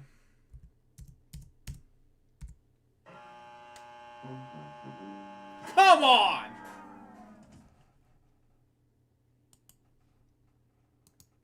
Well, actually, yeah, I already did Danger Caller. Oh, no, we already did that. Okay, never mind.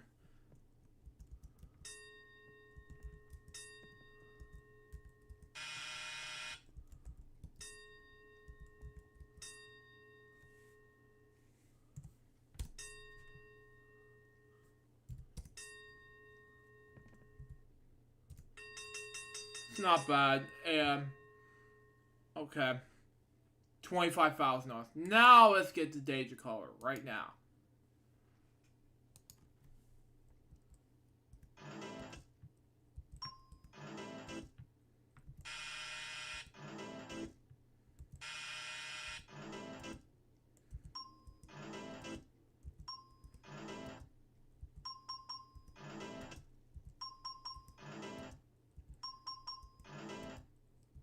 Oh well.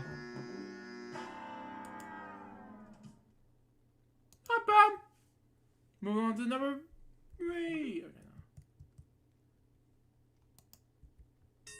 Not bad. Okay. Not sucky, but anyway.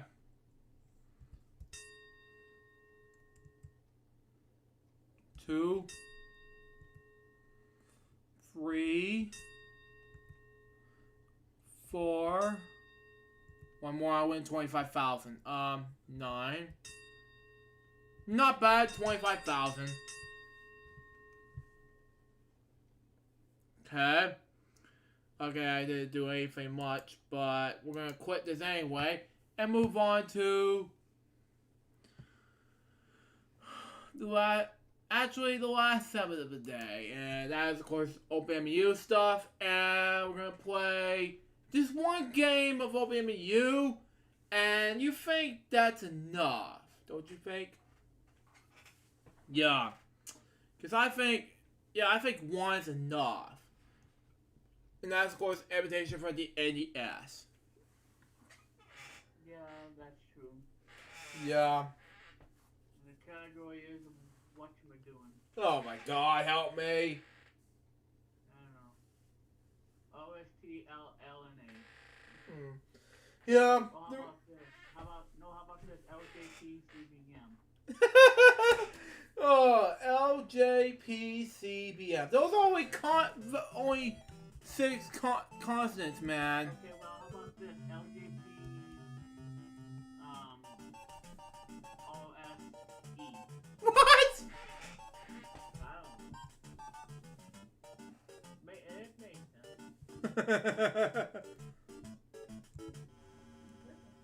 makes sense. Makes sense.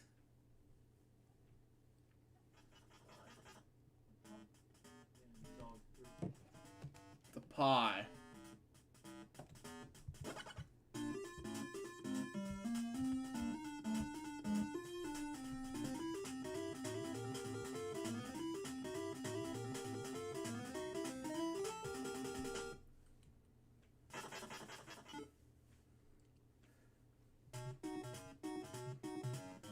$50, okay.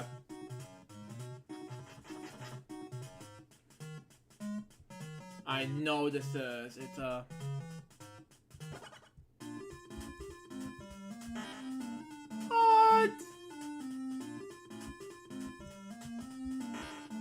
No, it's not Joey. That's not fair.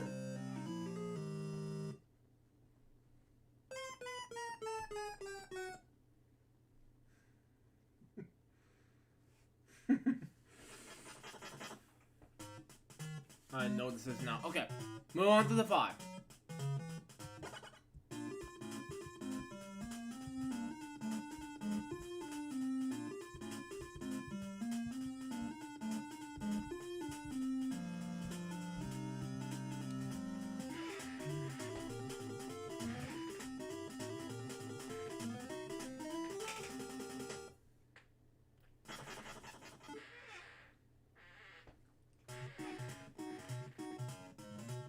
Want more of these spaces after these 5, you know? I know this is outfit. Technically budgeted today by letter B for a remake, something like that. I don't know. And the number pi. Get it?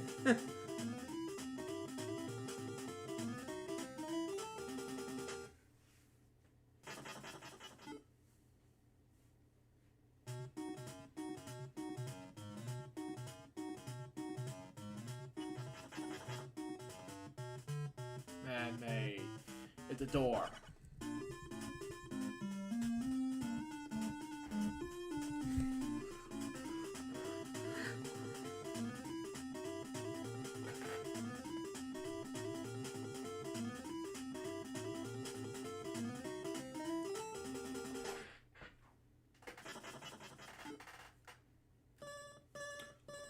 Or 9 points. Good enough.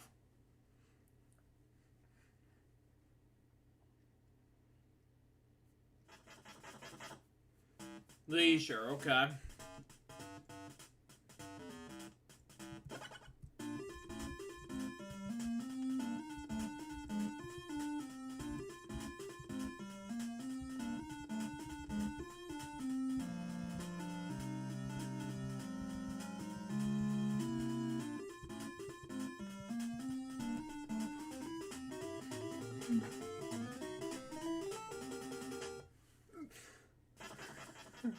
Man.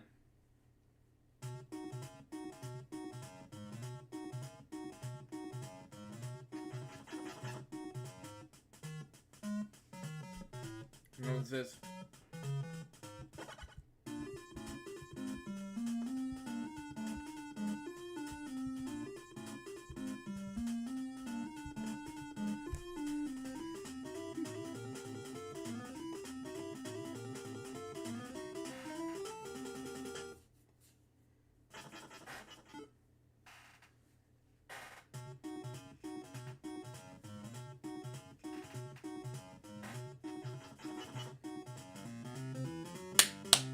Don't ask me what this is. Sorry!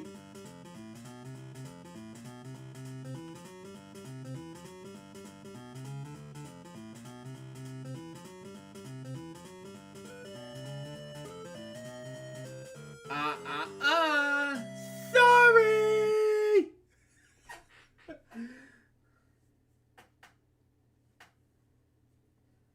Anyway, next! I know what this is now.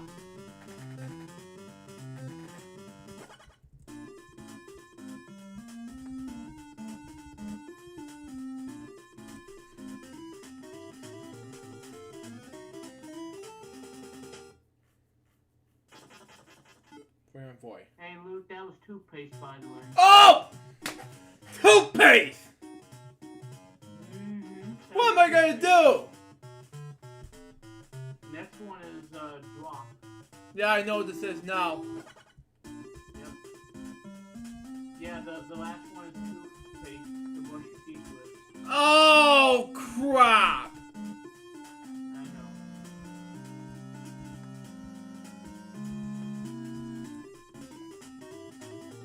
I thought it was a marker to draw pictures with. Travel.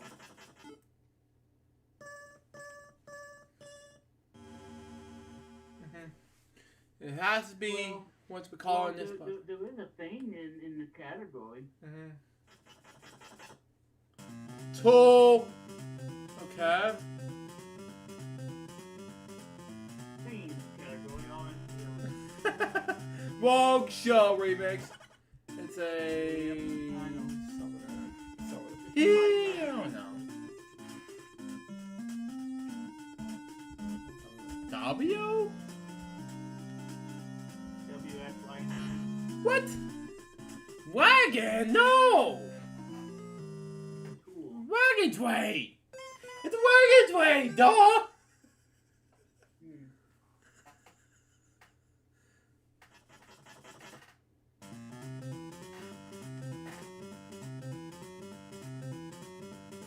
I know what that thing is. I don't remember the name of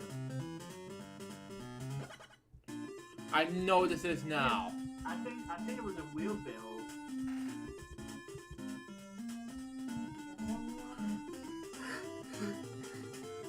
Yeah, it was one wheelbarrow.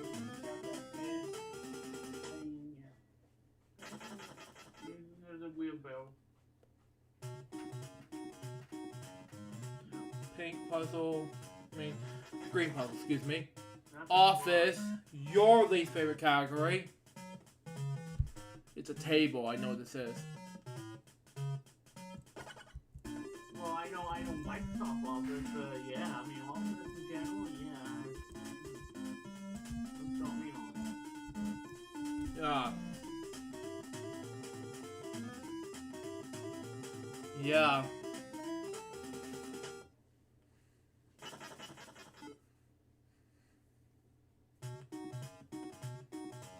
Okay.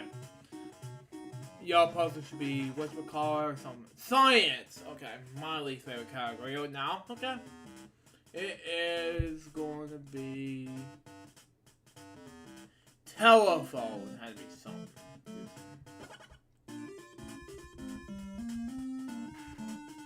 It's to make calls.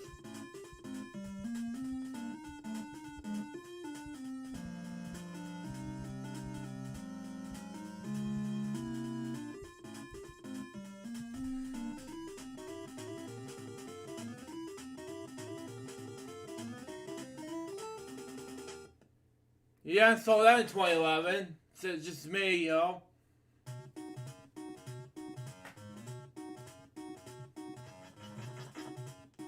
What do you call it? And the category is what you were doing. Oh my God, help me! Yeah, A, B, C, D, E, F. It makes sense. You never know. I don't know.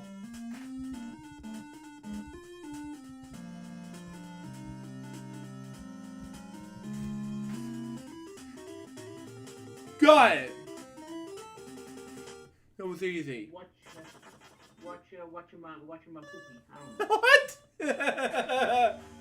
Oh my God, help me! Take away dance shoes.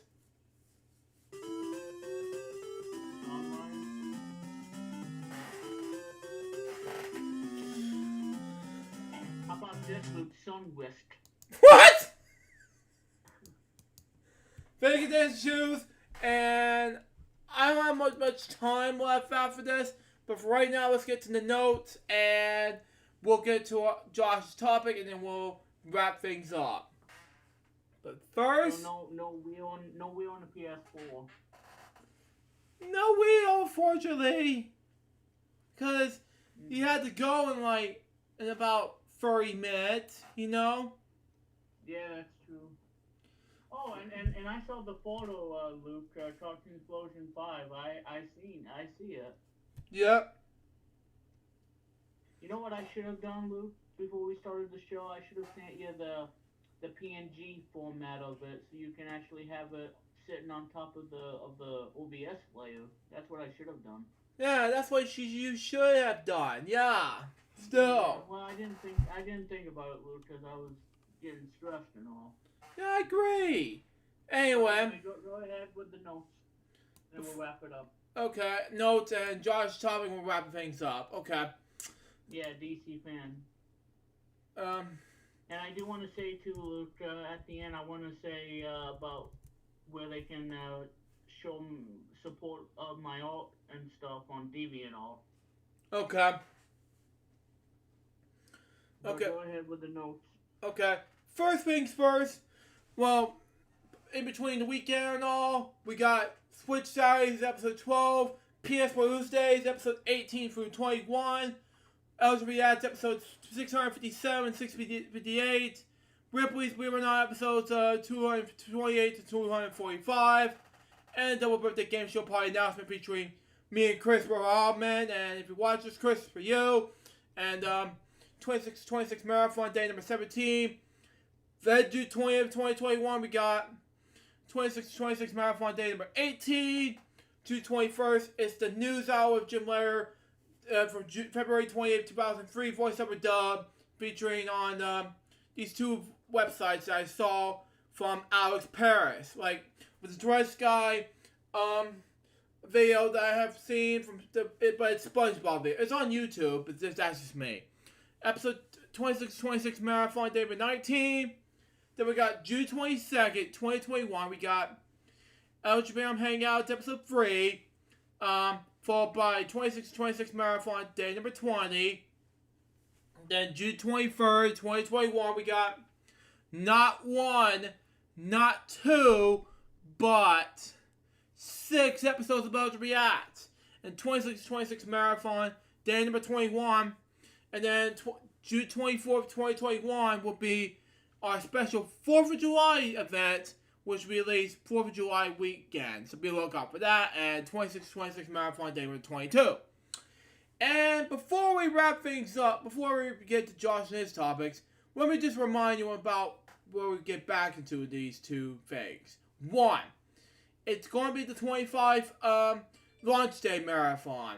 And what did I say about the 25 launch day marathon? Well, launch day episode, one, because the launch day episode is the same day as my 26th birthday episode. So be on the lookout for that. And two, there will be another episode of LGBT that same day. But, I will be looking forward for you guys to watch LGBT episode 665 before Friday's LukeJ62895 comes on. So be on the lookout for my reaction to the launch of the 25 video either before or after FwL episode number 343. So be on the lookout for that, and Josh, is all yours before we get to remixes. Okay, so I do have some topics. Starting this weekend, tomorrow, I will be uploading Children's Television Workshop Local Bloopers 8 to YouTube. As what I already said, I was only saying that for those who don't know what the news is, what's happening tomorrow, and I will start doing some more gaming videos, including my hard pass of Heavyweight by Red Moon and Marin Ryan on Clone Hero, and that's what it is. And also I will be doing more that. Also, I will be doing more stuff. Also, I will be doing more Guitar Hero chart previews, which is next week since summer has already come. And then I'll do a lot, and then I will probably do a live, and then I'll probably do a live stream. Actually, no. I will probably do another gameplay video, which is of me playing, redoing the gameplay video of Marvel's, of the first level of Marvel's Spider-Man. So I just want to let you all know on that. And that's all my topics for the sake of this episode, since I got nothing else to say, so, yeah. Thank you, Josh. Remix and I will talk more.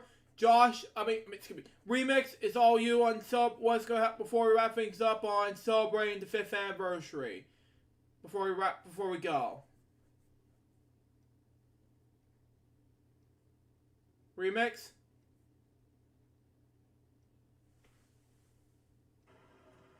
Sorry, Remix. Yeah, I had my mic muted. I was trying to tap it, but I was a little bit of delay. Just want to say thanks to the 5 years, like I said.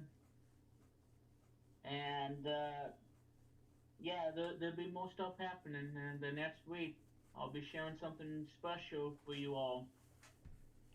As we reboot Cartoon Explosion this year. And also, support my art on DeviantArt. And you can find me over there. Been a Deviant for 10 years. This is probably going to be my 11th. 11 years of greatness. And DeviantArt is the best place to show your creativity and, of course, cosplay.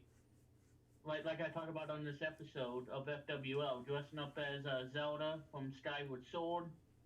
And I love it. Yeah, you love it so much. You know, to everything, you know, dressing up as your favorite character in an anime or a cartoon. Oh. Like Raven from Teen Titans and, you know, and a bunch of other characters. Yeah. Oh, before we go, folks, I forgot one more thing. Oh, one more thing. Dun dun dun. I was supposed to do this before we go, but I forgot to. I was going to wrap things up, but I forgot to do one more thing. A segment that I was supposed to be doing weeks ago, but it was what I've watched Disney Plus. And what I've watched, folks, is it's not only then, not one, not two, but 7 episodes just to wrap up the series of Out of the Box on Disney Plus. So yeah, just want to let you know about that. But anyways, guys, that will up for today's episode. But anyway, so support my art on DeviantArt, DeviantArt.com/BrandonP1989. Luke, go ahead and edit off. Sorry. Go ahead. You're fine. That will up for today's episode of LukeJ62895. Hope you enjoy it. Stay tuned for the next one, which is going to be the 25 launch day video, marathon, something like that. I don't know what it's going to be yet. We'll just see what happens. And my 26th birthday special marathon episode, so be on the lookout for that. Until next time, LukeJ, goodbye. Peace out, baby. We get more episodes, guys, very soon. Until then, Jefferson out. See ya. See you next week for another new episode of FwL. Bye. Bye.